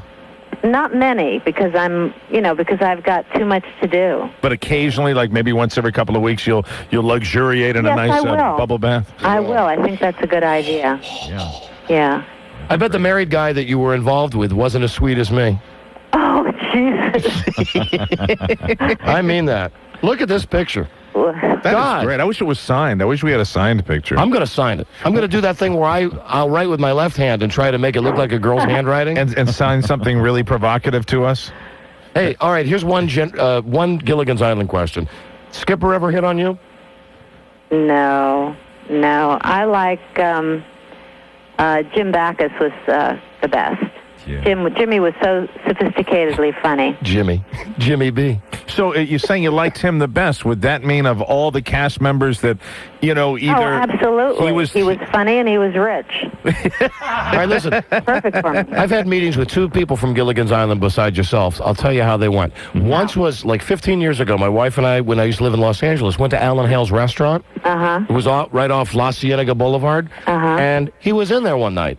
And he spilled a bottle of wine and ended up buying us our dinner because he spilled some wine on us. He was a nice guy. Very sweet. Now, we had the professor on our show. Oh. And listen, I don't know how close you are with him, but I got to tell you, Tina, not a bigger dick in all the world than the guy that was the professor. He seemed very angry. Very angry. And he came in to promote a book he'd written. No kidding. And I can tell what you... was he angry about? Well, I don't know, but I can tell you, based on having him in the studio, he did not work out 6 days a week. Well, let me tell you this. Yes. Why do you think we didn't get off the island? Gotcha. Bada bing. Beautiful. Fault. And you've never sold pot to Gilligan, have you? Oh, Jesus Christ. What an embarrassment. Hey, Ginger Can you said believe Jesus it? We're Christ. going to be honored in Washington in October. I'm supposed to meet Mrs. Clinton and her daughter. We're being honored by Women in Film, and then this story breaks. My daughter called me up, and she said, it was early in the morning, and she said, Mom, Bob's been busted, and, what's her name? Dawn Wells sent him the stuff. I said, what's the punchline? Yeah, really. It does sound like... And she said, no, Mom, it's true. It's wacky. True. So are you going to be getting together with all the other cast members? Yeah. That's got to feel great for you because you're going to come down here. You're going to look great 6 days a week. They all look all They're hagged going to look out. like the aliens that came out of the cocoons. And you got to dig Dawn's in pretty good shape. Dawn Wells is? Pretty good. Well, it's always been the battle between... Pretty good you for two. a pothead, I say, Tina. She's not clean and beautiful like you are. That's right. Well, listen, let's talk about your Just for Men. Yeah, let's talk about this survey that... So James Brolin Women, do you know that 81% of women like men to play romantic music? My wife does, and I hate it. I like making love to my wife in total silence. Really? No, you like the TV to be on. Well, this is a survey. It was taken on the internet, and they like more spontaneity. Spontaneity. They want you to write a love letter. Well, I don't know about that. Send cards, I would say. What does this have to do with the hair stuff? Light candles. But the main thing is to communicate. That's what I think. When you feel, like say on a first date, if you feel... What does this have to do with the hair stuff? To you, and they really got it, and you really... Does anybody follow really this? Heard No, you. I'm waiting you for the want connection. To see that guy again. Yes. Yeah. Are you with me? Yes. Yeah, but what does it have to do with the hair coloring? Well, the point is that I guess... Oh, wait a minute. Hold on. They did the survey. Time out. I see what you're talking about. You know what I mean? But Just for Men, they did the survey. See, they've sent on like a DJ cheat sheet where we're supposed to look at the questions here and comment. I'm sorry, we don't read that crap. We're unprepared. And so the women were asked what foods make them feel more romantic. Yes, and what were the foods? Was it bananas? Wine. Oh, yeah, wine. Is wine a food? Well, grapes are food, Mike. Grapes are strawberries. Food. Strawberries. They like chocolate, but I don't recommend that. How about chocolate-dipped and strawberries? And definitely, don't give anybody any oysters. Oh, man. Oysters. I agree with you about that oysters thing. Do you like oysters? Oh, God, no. Anything from the bottom of the sea is poisonous. Oh, really? Are you a vegetarian? No, not totally. I have, fish and chicken, but no red meat. But I have, my dinner is always vegetarian, my dinner, not my lunch. You're a strong-looking woman. I want to tell you that. That's a good pet. You're a strong-looking woman. That's a fine picture of you. I'm not even listening to what you're saying. I am just staring at your picture. Can I see the picture again? No. No, come on. I gave it back to you. Here's some Just for Men hair color for you. I don't want that. Okay. What color is your hair? Don has much more gray in his hair than I do. Yeah. Yes, my hair is natural ash brown. Oh, yeah, I have that color on the bed here. They sent that over to me. That's what it says on the box of this stuff. So don't you think just a little gray around the temples is sexy? Well, they also have this kind of brush. use brush and gel. Oh, come on now. You're selling the product. Don't I can't believe I'm doing this. Come on now. Be a good spokesperson. Yes, here's Tina Louise for Well, Just you for could Men. try it for 6 weeks, you know. All right. You could try the medium brown and see how many girls, look at you. Tina, it says here, point away from face when removing cap and snipping applicator tip. Keep in a cool place away from heat and light. After use, discard any unused mixture. All right. That's kind of wasteful, don't you think? Well, you have to do as you're told. Oh, yes, Mother from always you. told you that. Yeah. Yes, Mommy. I'd like you to rub that in my hair. I got to be honest. You're a cutie. You know what? I got to change my lifelong thought I've had. That Yes, and I think it's time to come clean on that with Tina right now, and it's time to let the facts be known for your partner here, please. Listen, of course, now I haven't seen, the dope dealer's picture recently.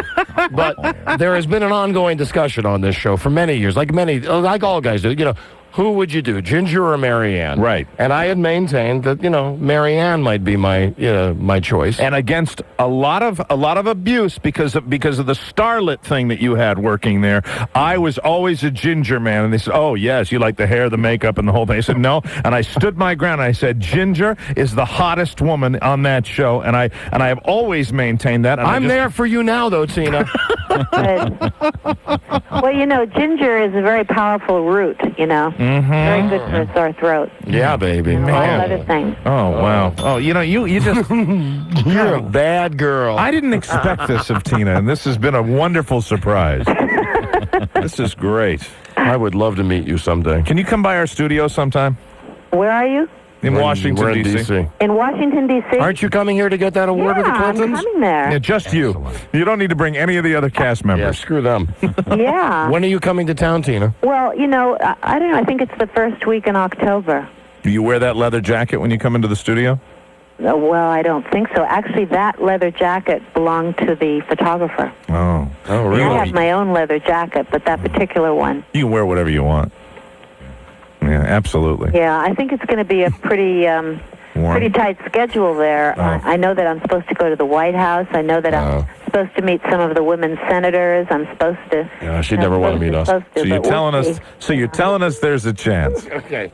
Listen, Tina Louise and Just for Men. This is the stuff that Tina wants all the guys to put into their hair. She likes medium brown men. That's right. And I think it's great on ice cream. And her new CD is out also. Actually, now this looks like a CD. When did you record this CD? A long time ago? Quite a while ago, yeah. But it's perfect for now, because, jazz is coming back, and you got all those great jazz musicians playing on it. Well, I'll tell you, you may be going to the White House and all those nice places, but you would not have a better time than if you came by our studio here in Washington. Really? And we mean that. We love you. We do love you. Mommy! Well, there she is, everybody. Tina Louise. And I'll play your song here as we're going out. Thank you for being on our show, Tina. Thank you. Thank you. Bye, Mommy. Bye. Bye. Bye-bye. That was our mommy, Tina Louise. We just wanted to call her Mommy, both of us simultaneously. And yes, that is an abrupt about face. As soon as that publicity photo came out. Look at her. She looks like Wesley Crusher's mom on Star Trek. Yeah, right? 6 days a week, and that's all she needs to say. She's a lot better looking than that. 6 days a week in the gym, just like Rob. How much do you think they have to airbrush her face? I don't think that is not a doctored photo. I don't think that's been you could touched doctor up. tape. You could doctor it. That just looks like it's very clear. It doesn't look Vaseline-y. She's a hottie. Yeah. She's a hottie. And she told us about her bath, that she likes to take. Yeah. And young men, what she likes doing to young men. Absolutely. And that she doesn't have a boyfriend or a husband right now. Mommy. I still don't know why she's promoting the stuff to get the gray out of men's hair. But she cracked up while she was doing it. She couldn't even do it with a straight face. Right. It's a stupid product. Who could possibly do an ad for that? Well, here it is with the applicator, too. Hello, Don and Mike show. Hey, did you know that Tina Louise was stripping in Crystal City last year? Not the same Tina Louise. Oh, not the same one? No, I thought we were doing a contest here. Hello? Hi. I played the Toe Tappy Touch. Right. Yes, you're calling 100. What is your name, my friend? Oh, Brian Smith. Brian, where are you from? Sacramento. Brian, thanks for listening to the show on KHTK. You have won the Rainmaker prize pack. The ginger prize pack. Matt Damon and Danny DeVito star in this film, now showing on pay-per-view. Great, thank you very much. And you've also qualified to win a cool $5,000 that we will be giving away on the show on August 26th. Great. One person, $5,000. Big cash giveaway. Make sure you're listening. Thank you for listening. Hold on a second. I've just looked at the time. It is almost 5 o'clock. I told Charlie Broyhill, we came back from that break. I swear to God, what I said to him, I said, Tina Louise will be a 3-minute interview. That's correct. It was a half-hour interview. She used her sexuality. Yes. She used it, and she played us like instruments. And she talks that sexy way that she talked on the show, She right? has that same way of talking, which I find irresistible, and I have told you, Don, and you, Buzz, for years and years. Okay. Yeah, she's sexy. Right, Mike. She's a sexy lady. Right. You know, and who knows? Dawn Wells, perhaps we give her equal time. You know, she'll probably come out and go, no, I'm not. I don't hear you unless you knock.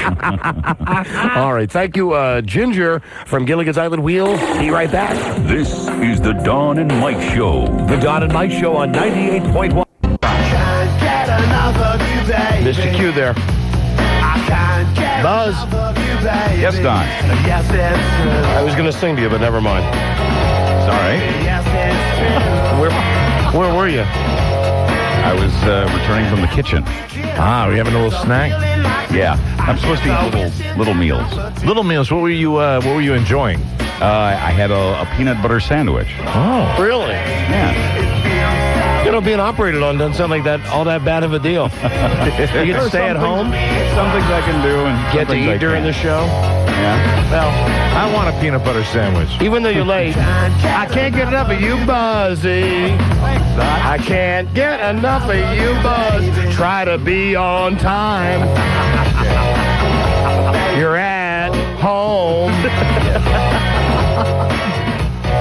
Don't be late for the show, Buzzy.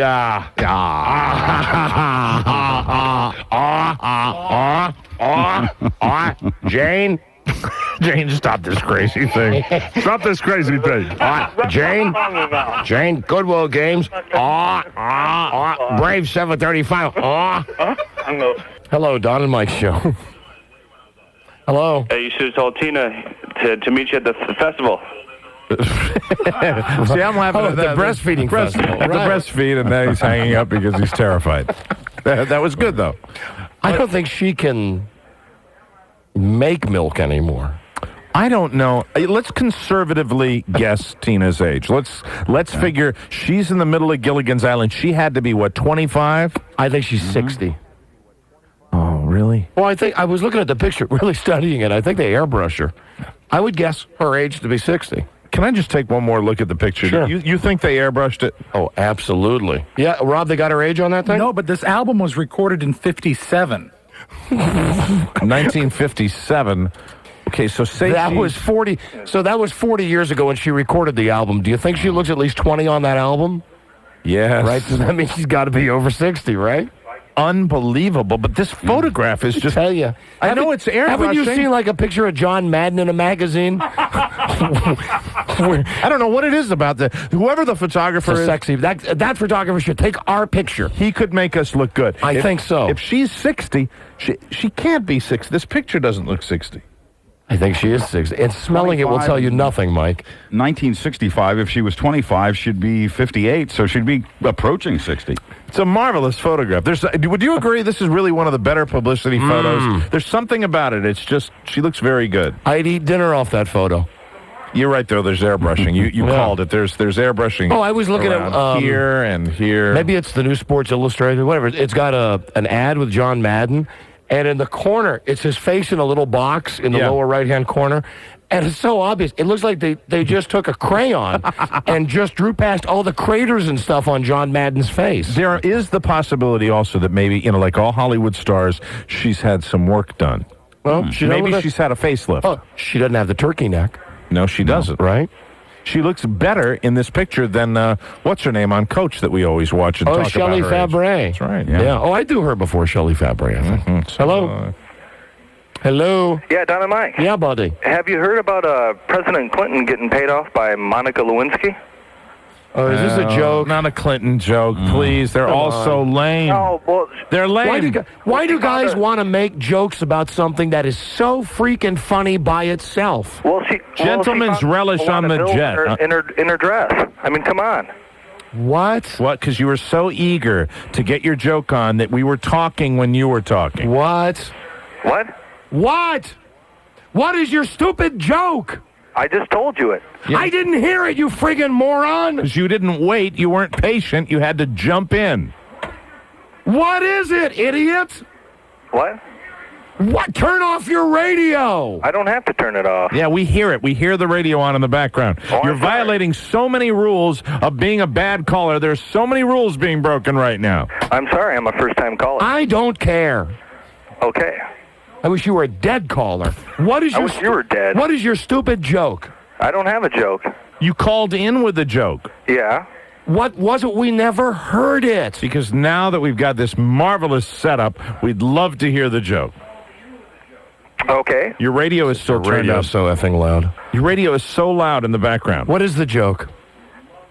Well, the joke is that Monica Lewinsky was been paid off by President Bill Clinton. And? She found a wad of bills in her dress. Right. Listen, I mean this seriously. I hate your freaking guts. Well, I hate you too. I hate you so much. I hate you with every fiber in my body. You're just trying to ruin my career. No! I will not let you do it today. I worked too hard, man. I don't get it. I worked too long. Take calls like that. God damn it. A wad of bills. That is the first. Great. Fax that to Jay Leno. That is the first career-ruining comment that we have had. That is the first. That was it. That was the last Clinton joke we're going to hear on this show. Oh, you bet. Oh, I get it. Hey. I get jokes. Ready to cheer up? Yeah. There she is. There's Ginger. Oh, now here's a guy in Vegas who's going to tell us that he saw Tina recently and she's loaded with wrinkles. Oh, please. Hello, Danny. Hi, I'm sorry to ruin your image. No, you're not. You're delighted to do it. We just want to know the truth, though. Go ahead. I don't want to be funny and say she looked like the Grand Canyon or anything run over, but she looked really, really rough about 3-4 years ago in Beverly Hills Hotel when I saw her. I'm sure she's sweet and she's nice. Her body wasn't bad. I got to admit that. Oh, that's well, good. See, that's a good sign. Yeah. You don't make love to the face. But the face, very, very wrinkled. I mean, the hair, I bet she's not naturally redhead. Well, what color was her hair when you saw it? Fire red. Really, fire? Well, see, that's good. That's good. Fire red. Fire red. Yeah. It was it was kind of sad because you have this picture of her back when, and just all tight-faced and very nice. Well, I mean, that's gravity, and that's going to happen. But if the body, she works out 6 days a week. I am just trying to sell myself on this woman. How'd her body look? You said her body looked good? Yeah, it wasn't bad. I think she was wearing a pantsuit, if I remember correctly, and it looked. I got to give her some points. Rob likes the pantsuit. She have the fish ass? Nice boosh. Really? How could you tell? Okay, see, now you're talking about wrinkles, but then now you're remembering the experience, and you're, there she is. Yeah. Hi, Don. She looks good in that picture. Well, yeah, I'm a graphic designer, and I know what I can do to photographs, but, I'm giving her, a 7 on the body and really a 3 on the face when I see her. All right, thank you, sir. You betcha. Hey, but if she is over 60, then a 7 on the body, I think, is not strong. too shabby. Right. Hello, Don and Mike Show. Hey, what's up? Not too shabby. Not too shabby. Hello. Hey, how's it going? I used to say that with my friends all the time. Not too shabby. Take a look at her. Not too shabby. And we've got a ringside seat. Hello. Hey, did you know that Tina Louise's daughter is a stripper? Here we go again. No. Listen, I don't think it's her daughter. Although, let's research that and find out. And those are the ones that come back, yes, it's true. Hello, Don and Mike. Don and Mike. Right. I just found out how old she is. Pardon me? Tina Louise. What about Tina? What'd you say? I couldn't understand you, sir. She's 64. You found that out, did you? Is she really? February 11th, 1934 is her birthday. I would have won on the Price is Right. I didn't go over the price. No, you didn't. Yep, New York. 64. Here. I'll take the picture back. Okay. Hey, she looks damn good for 64. I bet she enjoyed that interview. You know what? I bet she really dug that interview. Sure. Because we took her right back to those hottie ginger years. And now she's going to go back to pooping in her pants again. Oh, God. She's 64. Thank you. Yeah. Bye-bye. All right, one more call about Tina Louise. Here's Marianne, not the Marianne, who said she saw Tina on hard copy. Hello, Marianne. Hi, how are you? Hey, we're doing great, thanks. She looked awful. You couldn't even tell it looked like her. Oh, please. This picture looks so much like her. Oh, it must be airbrushed. Oh. It has to be. Meow. Oh, meow. Did she say, when I asked her when the picture was taken, and there was that momentary pause, did she say a couple of years ago or about a year ago? About a year ago. About a year ago, she said? Okay. There's no way. Okay, thank you. Okay. Bye-bye. Jealous. Yes. Sour grapes. Everybody's jealous of Ginger. Jealous of beautiful Tina Louise. 64-year-old Tina Louise. Hello, Don and Mike Show. Hello. Hello. But she's already taken. What? Hello? Hello, how you doing? Are you talking to somebody? Yes. Who are you talking about? Well, this girl just walked by, and I said hello to her. She was one of the girls that I went on a date with last September. Does she want to sleep with you? Well, actually, just my luck, she has a fiance. She has a fiance. Well, All she's right. not officially proposed to, but Okay. But she's taken. Gotcha. No luck yet. That's Dennis Murphy. It's day one of Try to Get Dennis Murphy Laid Week. Plug where I'm at. Pardon me? I'm on Somerset Street and the boardwalk. Gotcha. Okay. Please come. I'm getting lonely. All right. That's Dennis Murphy. He's in Ocean City looking for a girl. We'll be right back. This is the Don and Mike Show. The Don and Mike Show on 98.1 The Peak. Ooh, my kids love chocolate milk. This isn't just ordinary chocolate milk. It's rich chocolate Ovaltine. Is it better than Hershey's syrup? Definitely. Ovaltine has extra vitamins. Hershey's syrup has none. Compare the labels. When Loving your pets? Yes. Hello? Don and Mike Show. Hello. Is this the guy with the strip club? That's me. All right, now let me give you some background on this. This guy called during the break. He's calling from the Carolinas. Greenville, South Carolina. He owns a strip club. Yes. And they want to shut down his strip club. And I understand that he wants to call us to plead his case with us to see if we can help. Of course. Go right ahead, sir. I'm not pleading my case. I'm not open yet. This is hilarious. I've been a general manager of a adult establishment strip club for the last 6 or 7 years. Nepal's here in Greenville. Yes. I was the first one to open. I went out and bought some property near the airport. Do you have all nude? No, topless. Can't be nude and sell liquor in South Carolina. Oh, boo. I'm sorry? Do they have to wear pasties? No. They just got to wear G-strings or a T-bar. Topless. Any arbusto? I mean, can you see any arbusto? Any lap dances? Lap dances, definitely. But the thing is, they're trying to tell me that if I'm topless, the plane's going to crash on me. Now, the people that had the building before was fine. That is in their case. I'm suing them in federal court. They're saying that if I am topless out by the airport, the airport's value is going to go down, and Greenville-Spartanburg Airport will be worth nothing if I open up. Can you believe that? But that doesn't make any sense to me. That's the place. That is the place. Airports are where those places are supposed to go. I agree with you. I agree with you wholeheartedly. I'm out near the airport in the middle of nowhere. It's in all the TV and newspapers down here. And I thought you guys would get a kick. Oh, the humanity. Oh, that's bad. You should move to Los Angeles. Every time Mike and I go to Los Angeles, there are two places we like looking at. As soon as we get out of the airport area, we get the rental car. Right. First is Carl's Jr. Can't beat it. Fantastic hamburgers. And right next to Carl's Jr.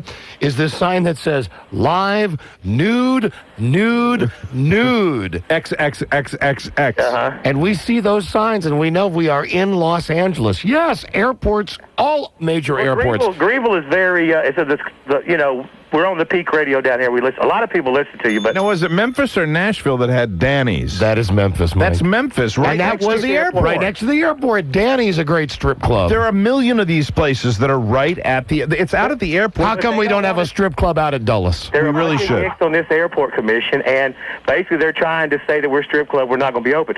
They're saying that we're an auditorium and civic center, and like I say, we're going to be... planes will be crashing on us because, we'll be sitting there in that building. It's hilarious. It's going to be... Wait. I understand about decreasing property values. Yeah. But what is it about planes crashing? Now put it in what they're saying. What exactly are they saying? That we're a safety hazard. How could you be a safety hazard? You have the girls I don't know, up. 'cause we're Are the dumb. girls up on the roof? I guess. I guess the pilots will know somebody's down there and they'll want to hurry. I don't know. It's totally ridiculous and it's hilarious, but it's Greenville, South Carolina, and you just got to live around here. Are they saying you're a safety hazard because you're in like a flight path and they don't want crowds of people? They say that they can tell people 6 miles around them what to do. And it's Really? outrageous. Yeah, we're like not even in a runway. It is totally just. Tell them that the women, your dancers' breasts can be used as flotation devices. I told them that if a plane hits me, then gotta get us. Then I would be proved that I've been sinning. You know what I'm saying? I mean, do you have your dancers all lined up, I have ready to everything go? lined up. I'd ran a club before. I've got everything done, and they're trying to stop us. And it's in all the media and all the newspapers. And it's totally ridiculous. Well, but the next time you're interviewed by TV or newspapers, make sure you tell them that Don and Mike from 98.1 WPEK support you. I told them I was going to call you. Well, you can call Mark Gelban at the Greenville Spartanburg and ask him his opinion. Now, what will be the name? What will be the name of your establishment? Carolina Girls. Carolina Girls. What a great name for the bar. I've got them in Oakland and Myrtle Beach and Columbia. Yeah, I've been doing this 6 or 7 years. What about T's R Us? You know, T word? R Us, with a backwards R like Toys R Us? Yeah. Well, since they're calling it auditorium, I thought about calling it Stripatorium. Stripatorium. Yes, since they're calling it auditorium. Welcome to the Stripatorium. On this airport, Commissioner, a bunch of bigots. I'm Troy McClure. Hi, I'm Troy McClure. Welcome to the Stripatorium. Yep. See, I love you guys, and I just thought you guys would want to hear. I mean, this is a prime example. I know you guys. It's a travesty, sir. It's a travesty of justice. It is. It is. And when I open up... And furthermore, not only should all strip clubs be near the airport, that's where all of our porno should be also. Absolutely. Right at the you want airport. to call the guy and ask him? I got his number here. No, you can have him call us, though. We're a little too busy to call him. I understand. All right, But thank anyway, you. I appreciate it, guys, and keep it up, and I love listening to you, and I'll keep you posted. Thank you. Thank you. Bye. Bye-bye. He's getting back in his big Cadillac with the horns on the front of it. Thank you, guys. It's been a pleasure. I like it very much. Okay, come on now. What a really safety hazard. Ladies, come on, line up on it. Welcome, Carolina Girls. Aren't they beautiful? Don and Mike Show. Hello. Yes, ma'am. Fabulous. I just got in the car and they said that y'all are trying to get your dog neutered at a vet clinic. Yes, on the air. No, not at a clinic. We'd like a veterinarian to come down to our studios to neuter my dog. Well, that still also may be possible. I need to check with my boss. That's what I told her. Oh, I just want to check the details before I presented it to him. Yeah, he's a little Australian Terrier. He's, I don't know. He's small old. dog, small enough where you wouldn't need a lot of space for the procedure. All right, got tiny little balls. He's about the size of that dog that Jack Nicholson hated in the movie with Helen Hunt. Vernell or whatever. He's very small dog. He's a very lovable dog, but he's so horny. He's driving us crazy, and he's got to be neutered.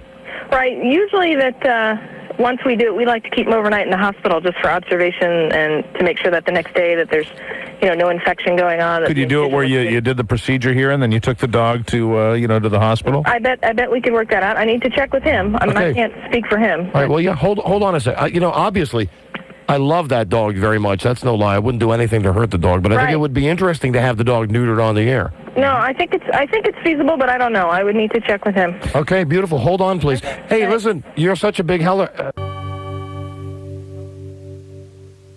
Out of the closet and out in the open. He's not the same old Rudy anymore. Yeah, I love Dick. Yeah, Rudy. We know. 100% free of all sex diseases. Guaranteed. The Don and Mike Show. Yeah, we'll have Rudy on the show tomorrow. All right. Last night I'm flipping around on the dish.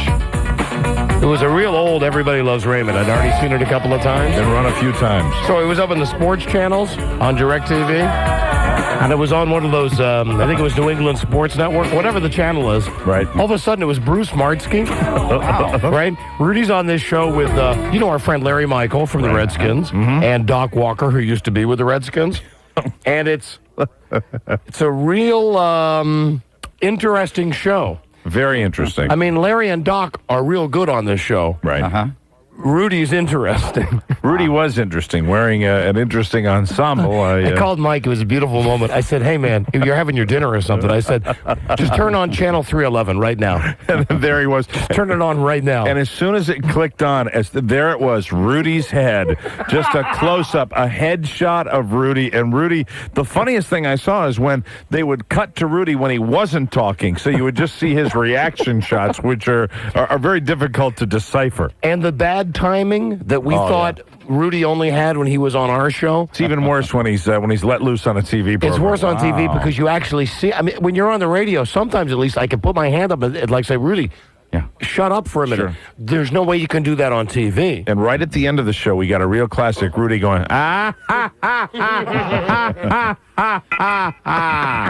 thumbs down to Fox. Hello, Don. Don and Mike show. Hello. Hello. You are on the air. Hi, I'm Jennifer. I was calling from the vet clinic. Oh, my goodness. Nobody's picked up. Nobody. Hey, Christine, talk to this lady on line I'm going to get cut off going near the Pentagon soon. All right, hold on. Hey, Christine will pick that up right now. My apologies. Hello, Don and Mike show. Hey, how's it going, guys? Hey, Baldy. Hey, I'm out in Vegas, and I think that roller coaster would be great on the Strip. To ride the roller coaster, world record on the Strip. Now, listen, a bunch of casinos in Vegas have roller coasters and Right. stuff. Sure. New York has one. We're throwing it out right now. We've got a guy, Craig Coulthard, who has I heard that. made a commitment to stay on the roller coaster for 47 days, one day longer than the guy from Britain. That's right. And it's a chance for Break it, man. Where else? Vegas would be awesome for it. All right, well, talk to that guy that owns who's the guy with the shiny suit? Steve Wynn. Right. Steve Wynn. He's like Mr. Vegas. He's Mr. Slicky Boy Vegas. Call him. I would love to have Louis Coulthard come out to my casino and ride the coaster. Hello, I'm Siegfried. Yeah, and I'm Roy. Hello, welcome to Vegas. Hello, Louis. Would you like to pet our white tiger, not our wet tiger? Would you like to pet our wet tiger? I didn't think we were going to talk about our wet tigers now. That's not until after the show. With my wet tiger. Pussycat, pussycat. Not to be confused with my wet thing. Hello.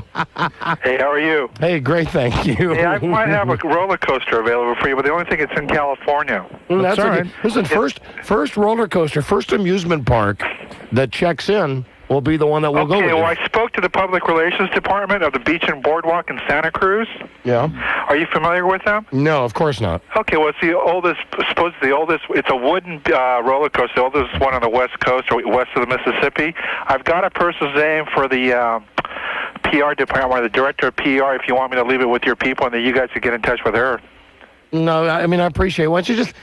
You call them and tell them if they're interested, they should call us. What's your number to call? The regular line or different line? The same line you just called us on. Okay. Okay? Yep. Bye-bye. 1-800-ASK-FOR-ASK. We appreciate it. But really, the first roller coaster place that calls us and wants to get involved in this, we'll go with. Now, I had a talk with the salespeople today. I want to throw it out to some local clients first. Sure, yeah, of course. To see, give them first dibs, but, our sales staff never comes through with anything. I'll go right on it, Don. Hello, Don and Mike show. Hello. Many women feel awkward touching themselves at first. So a good place to try this is in the bath or shower. Right. It's where you're used to touching your genitals. But, hey, hello. Hey, we're ready for more of that. That was good. It was like an instructional tape. We were riveted. If using your hands is uncomfortable, you can try using a washcloth or even a bar of soap. Some women prefer using a stream of water from a handheld shower head. What's important is that you relax.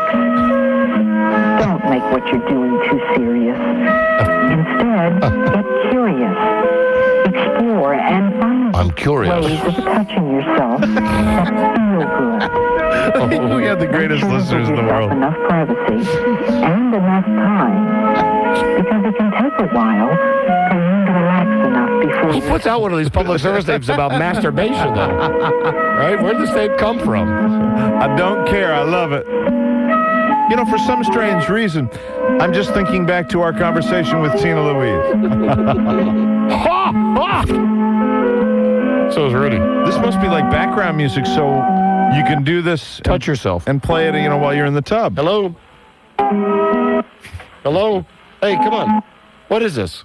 What is this, a record or a CD or something? We'd like to... He learned skills and was able to communicate to me the idea of being together and touching and loving and not so much doing. This is some naked guy calling us from a one-room apartment with a hot plate and the smell of cat litter. It's supposed to be one of those sex tapes. Sex He tapes? was very not in a hurry to have intercourse. All right. Well, listen, call back when you want to talk. Tell us what tapes those are. The most important thing is to give yourself plenty of time. Hello. Hello. And remember, use a washcloth or a bar of soap. Hello, Don and Mike Show. Yeah, did you know that my penis grows long? Hello, Don and Mike Show. All the women are jealous of my penis. I think he was trying to do a Major Bill thing there. I'm very, very sick. Hello. That would have been the more appropriate comment for him to make. Don and Mike Show. Hello. I'm sorry, I must have dialed the wrong number. Yeah, right. Hello, Don and Mike Show. Hey, Don and Mike. Hi. Hey, F you and your families, guys. Thank you. That's a pleasantry. Hey, when you were down on the Eastern Shore and you said that you heard that radio station that spells out the bad word and says, so happy it's Thursday? Oh, yeah, they stole our bit that says SHI Thursday, except they really spell out the S word. Right. How come nobody turns them into the FCC? Oh, no, well, I made up some for your show. Really, Mr. Helper? Oh, yeah, Don and Mike rules. Can't do it, I'm sorry. No, you can't spell out the F word. And no, you can't do. Are you the person that knows the family down there? Yeah. Yeah, this is the guy that bothers my mother-in-law all the time at the hospital that she volunteers at. Bother. She comes into my lab. Don't try so. Spend more time in the lab. Hello, Don and Mike Show. Yes, it's my birthday and I'd like a spanking, please. No, we don't spank boys on this show. Come on. Come on, I love the ice. Okay, come on. I'm not giving you the ice pick. He wants it. Hello, Don and Mike. Hey, guys, what's going on? Hello? Guys. Yes. Hey. Pick up, please. Are you on a speakerphone? Yeah, Come on. cell phone. All right, pick it up so we can hear you better. It is up. This is getting to be a very tedious call. What do you want? Listen, get the guy back that had the tape on and play some more of it. That was great. Is that the only reason you called? Yep. Oh. You're not allowed to call again. Damn it. And he hung up. Please don't call with every stupid thought that comes into your mind. I mean, I know you probably want to call and go, should I eat this booger or not? I wonder if I can run over that animal in the road again. Don and Mike should have that guy play more tapes about masturbation. Don't call us with every pea-brain thought that comes into your little insignificant mind. It's your career here. Right. These people are ruining my career. I'm not, this is good time down here, isn't it? Hi, Mike. Hi, Dennis. Hello, Dennis. Hi. It's amazing how busy you are every time we call, Dennis. You're not like pretending you're having conversations, right? Actually, two guys just got off and said hello. How you doing? Hey, how you doing? Moo moo. Moo. Coo. How you doing? How many times do you figure you say how you doing during the course of a day? Well, the thing is, it's standard, I guess. I don't realize I'm saying how you doing. How you doing? So listen, Dennis, you had no luck yet meeting a girl? No, I've had a lot of women come by and say, oh, great shit, but just remember, Dennis, nobody wants to be my companion tonight. You should just remember one thing, that even if the week goes bad, you've got mud wrestling to look forward to. Oh, yeah. And don't interrupt me, Dennis. All right, that's Dennis Murphy. He's on the boardwalk in Ocean City, Maryland. He's trying to get laid this week, and there are the toe-tapping touch tones. Let's take a caller 100 right now. Are you ready for a monkey-rific prize pack? Oh, boy. Got it for you right now. Caller number 100, and we'll qualify you for our next big free money show, which is on August 26th when one person wins $5,000 all at once. Caller 100 right now, and good luck. This is the Don and Mike Show. The Don and Mike Show on 98.1 The Peak. It's happening all across America. Phones are ringing all across America. People are no longer saying talk is cheap. They're saying talk is free. To what do we owe this telephonic phenomenon? The newest toll-free dialing code 877. Yes, 877. It's toll-free like 800 and 888 numbers, and it's carefree like 800 and 888 numbers, but it's new. So remember, talk is free with toll-free dialing code 877. This message brought to you by SMS 800. Rich chocolate Ovaltine? Why not Quick? We used to drink Quick, but then my sister told me how good Ovaltine is. So we tried rich chocolate Ovaltine, and my kids loved the taste. Is it better than Quick? Definitely. Ovaltine has extra vitamins. Nestle Quick has none. Compare the labels. When it comes to nutrition, Ovaltine beats Quick hands down, and my kids absolutely love the taste. Wow, for us, no more Quick. It's rich chocolate Ovaltine. Ovaltine, please! Los Angeles, Chicago, Houston. In over 60 metropolitan areas, there's a place that teaches the skills and know-how to go after a new career in a technology field. It's ITT Technical Institute, and they could help you develop an edge with an education and an industry-focused program of study. Just call 1-800-848-3066. Hello. Hello? Hello? Jane Bone? Yes. Jane, hello. This is Don Geronimo and Mike O'Mara, and we're doing a national radio show right now. How are you, Mrs. Bone? I'm fine. How are you? Is there a Mr. Bone? No. There is not. So you are a single lady, so it should be Miss Bone. Actually, Jane is fine. Jane Bone, okay. Jane? Jane, we understand that you're the skunk lady. Yes, I am. You got 25 skunks living with you. No, I don't. No, you don't. How many do you have living with you? I have more than one, but less than 100. More than one, but oh, come on, give us a number, Miss Bone. No, can do. I don't count them. You don't count them? What? If you were just to take a look out there at any one time, how many could you maybe see in your yard? Yard? I don't. They're not outside. They live in the house. They live in the house. What do you got? House. What do you got? 10? At least 10? Probably. Oh my God. Why do you like skunks so much, Miss Bone? I just like them.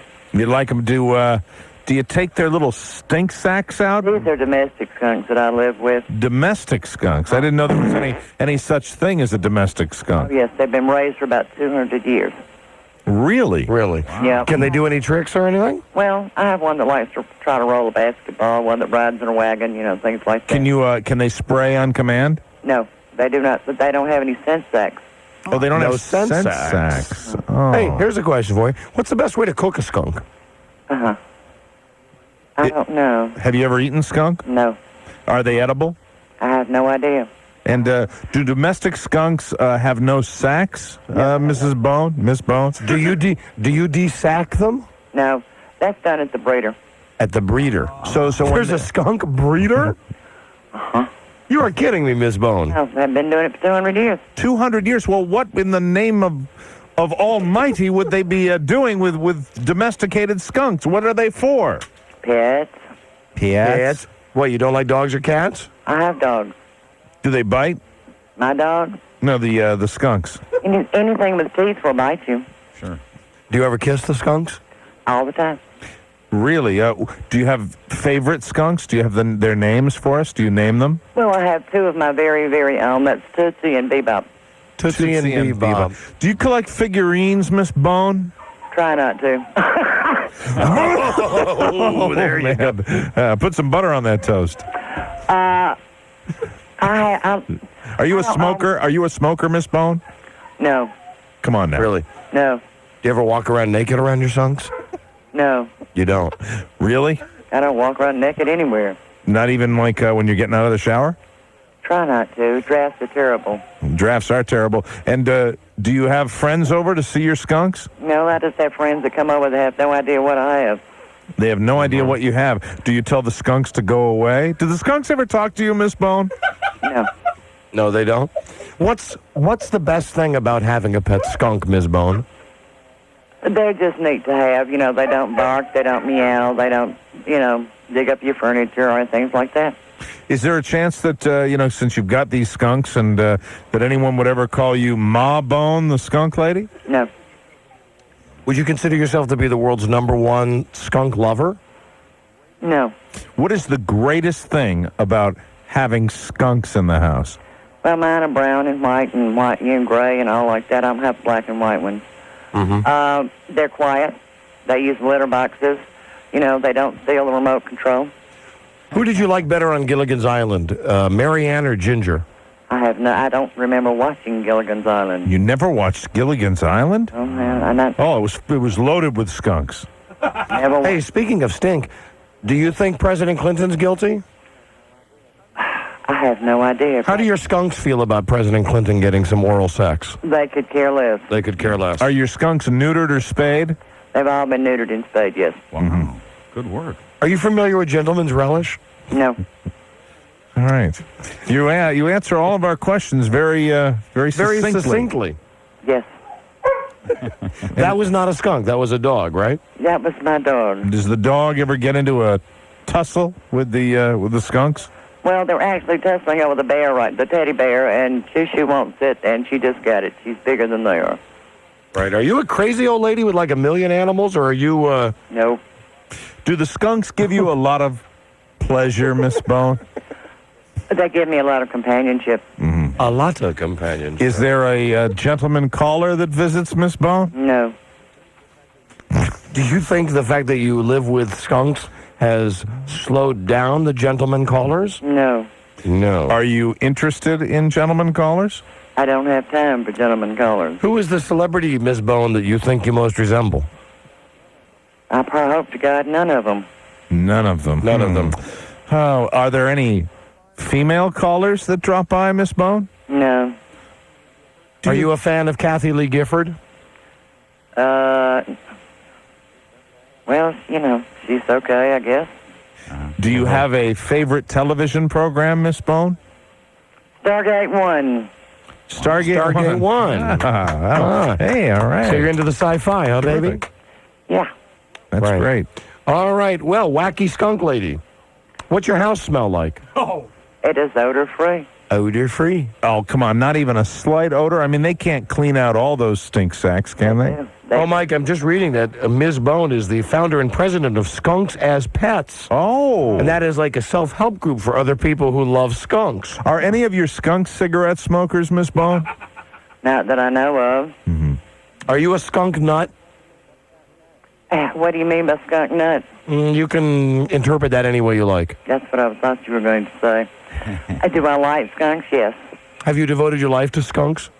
Only about 30 years of it. Do you cry when you see a skunk run over in the middle of the road? I've never seen a skunk run over in the middle Oh, come on, Miss Bone. I don't believe you. I've never seen a wild skunk.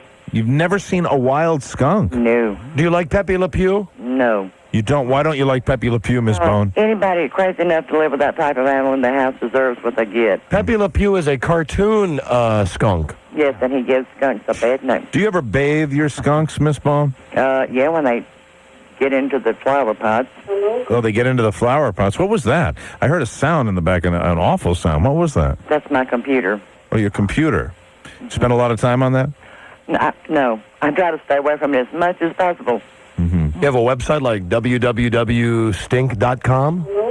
No, there are a lot of websites with skunk pictures on there that are not mine. Is your hair jet black with like a white streak in it?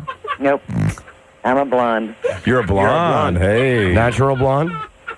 Yeah. Do the drapes match the carpeting? I don't have carpeting. Oh, really? Do you have a merkin? Do I have a what? A merkin. No, I have, vinyl flooring, linoleum, whatever you want to call it. No. Linoleum. You know what I mean. Your drapes and the carpeting. Your hair on the top of your head. I believe my partner was speaking figuratively, Miss Bone. Oh, well, some figures work and some don't. All right. Well, listen, great talking to you. I can guarantee we'll never call you again. It's the skunk lady. All right. So good luck with all of your skunks. Thank you. Have you ever shaved them? No. That might be fun. Have a hairless skunk. I don't think so. I bet there's a hairless skunk in there somewhere. If you look far enough, I bet you could discover a hairless skunk probably closer than you think. Whatever. Well, you'd have a wonderful day, Miss Bone. We've certainly enjoyed talking to you. Do you think there might be a hairless skunk in your lap right now? Have a nice one. Okay. Take care. Bye-bye. All right, there's our exclusive interview with the skunk lady. Miss Bone. Ms. Bone. Ms. Bone. All right, Buzz, I think that we have demonstrated our ability to talk with today's happening newsmakers. Have indeed. And now we'll put you on the spot, newsboy.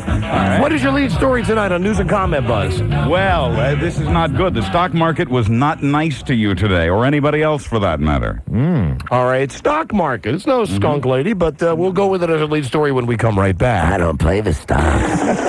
This is the Don and Mike Show. Whoever is the president of Bank with News and Comment, Buzz. Let's talk stock market. Well, it's not our sexiest headline ever, but it's something Certainly not. It's something that affects everybody. Retirement plans, investments, 401ks, that sort of thing. Are you going to be a bummer right now? Is this a real drag? Is this like a crash? It's not good. The Dow lost nearly 300 points today. It's the third biggest loss in history, and now it means that we're down 700 points from the record. On the record high. Rudy doesn't care. 17th. Yeah, see, he doesn't mind. So if you have money in the stock market in any way, shape, or form, you took it in the shorts today, and I'm sorry about that. That's the big story this evening. Now on to better, brighter stuff. Yes. You'll be pleased to know Hollywood stars are doing well, even if you aren't. That always makes me feel good when I'm not doing well, that some pampered ass from Hollywood is doing better. That'd be a great name for a little boutique, the Pampered Ass. Wouldn't that be great? Like all sorts of toiletry supplies? Welcome to the Pampered Ass. I think they do a booming business.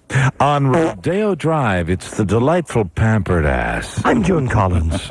When I need to have my ass pampered, I go to Buzz Burbank's Pampered Ass. Here at the Pampered Ass, we treat you like you would like to be treated. Is there a hairless skunk in your lap?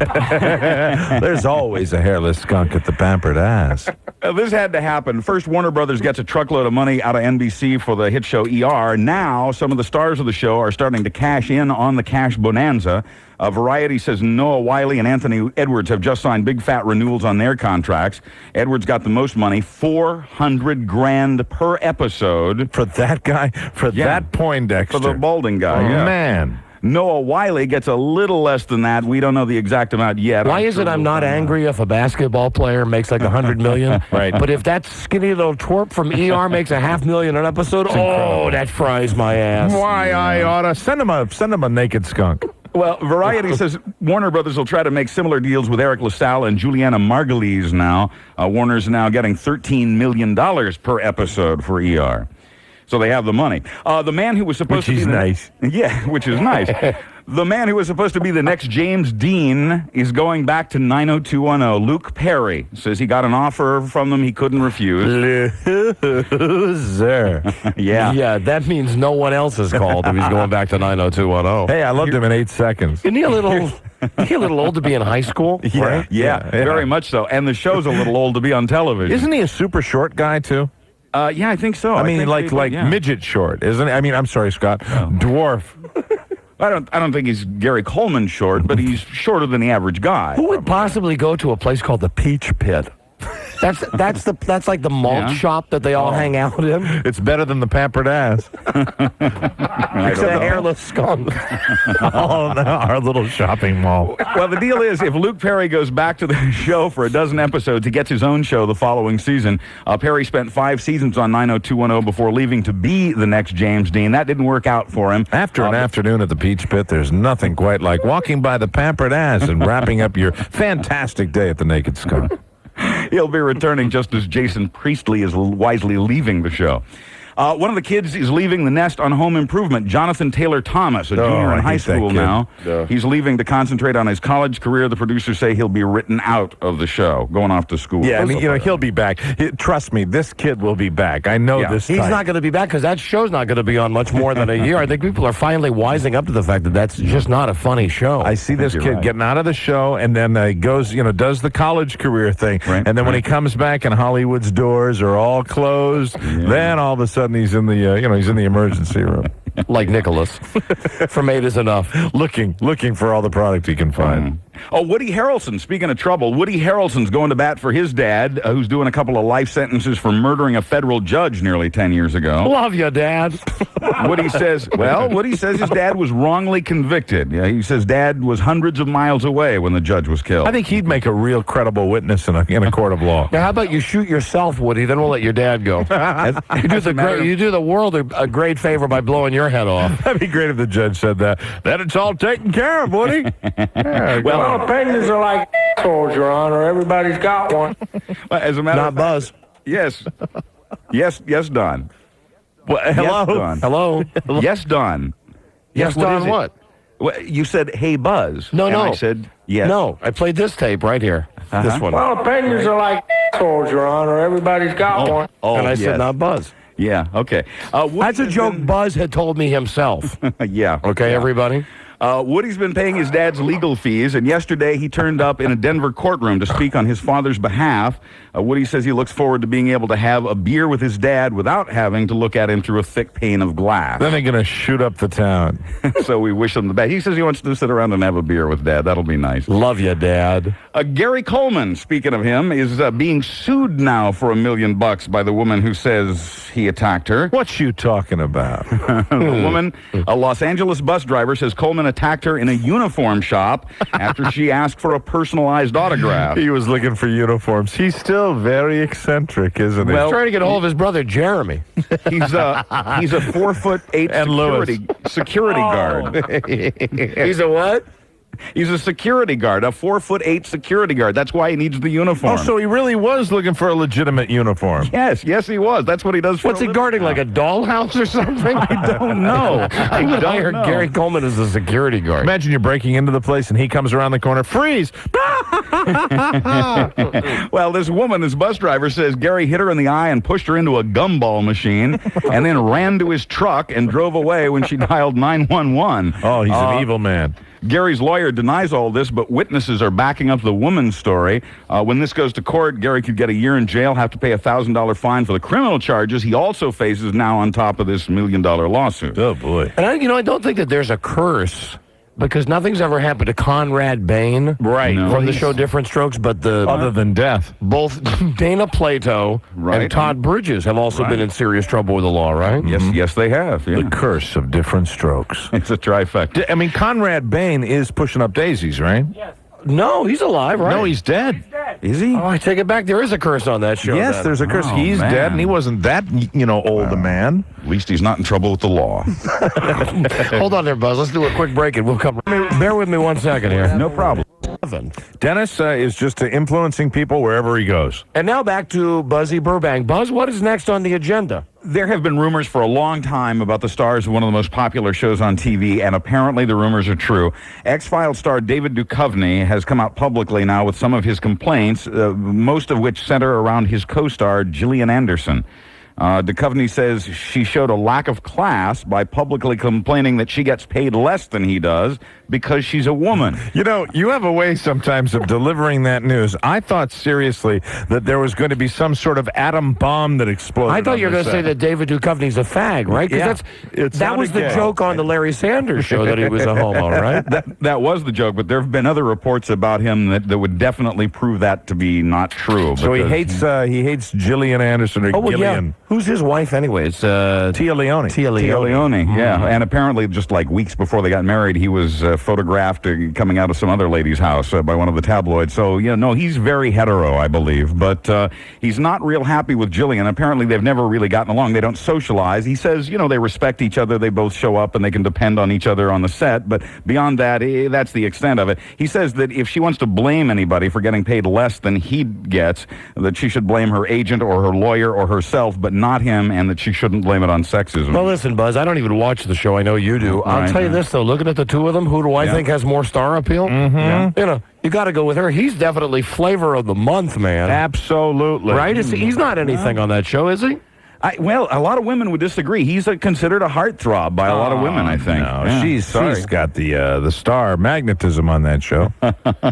Well, I don't know. I've read some. She's got the hairless skunk on that show.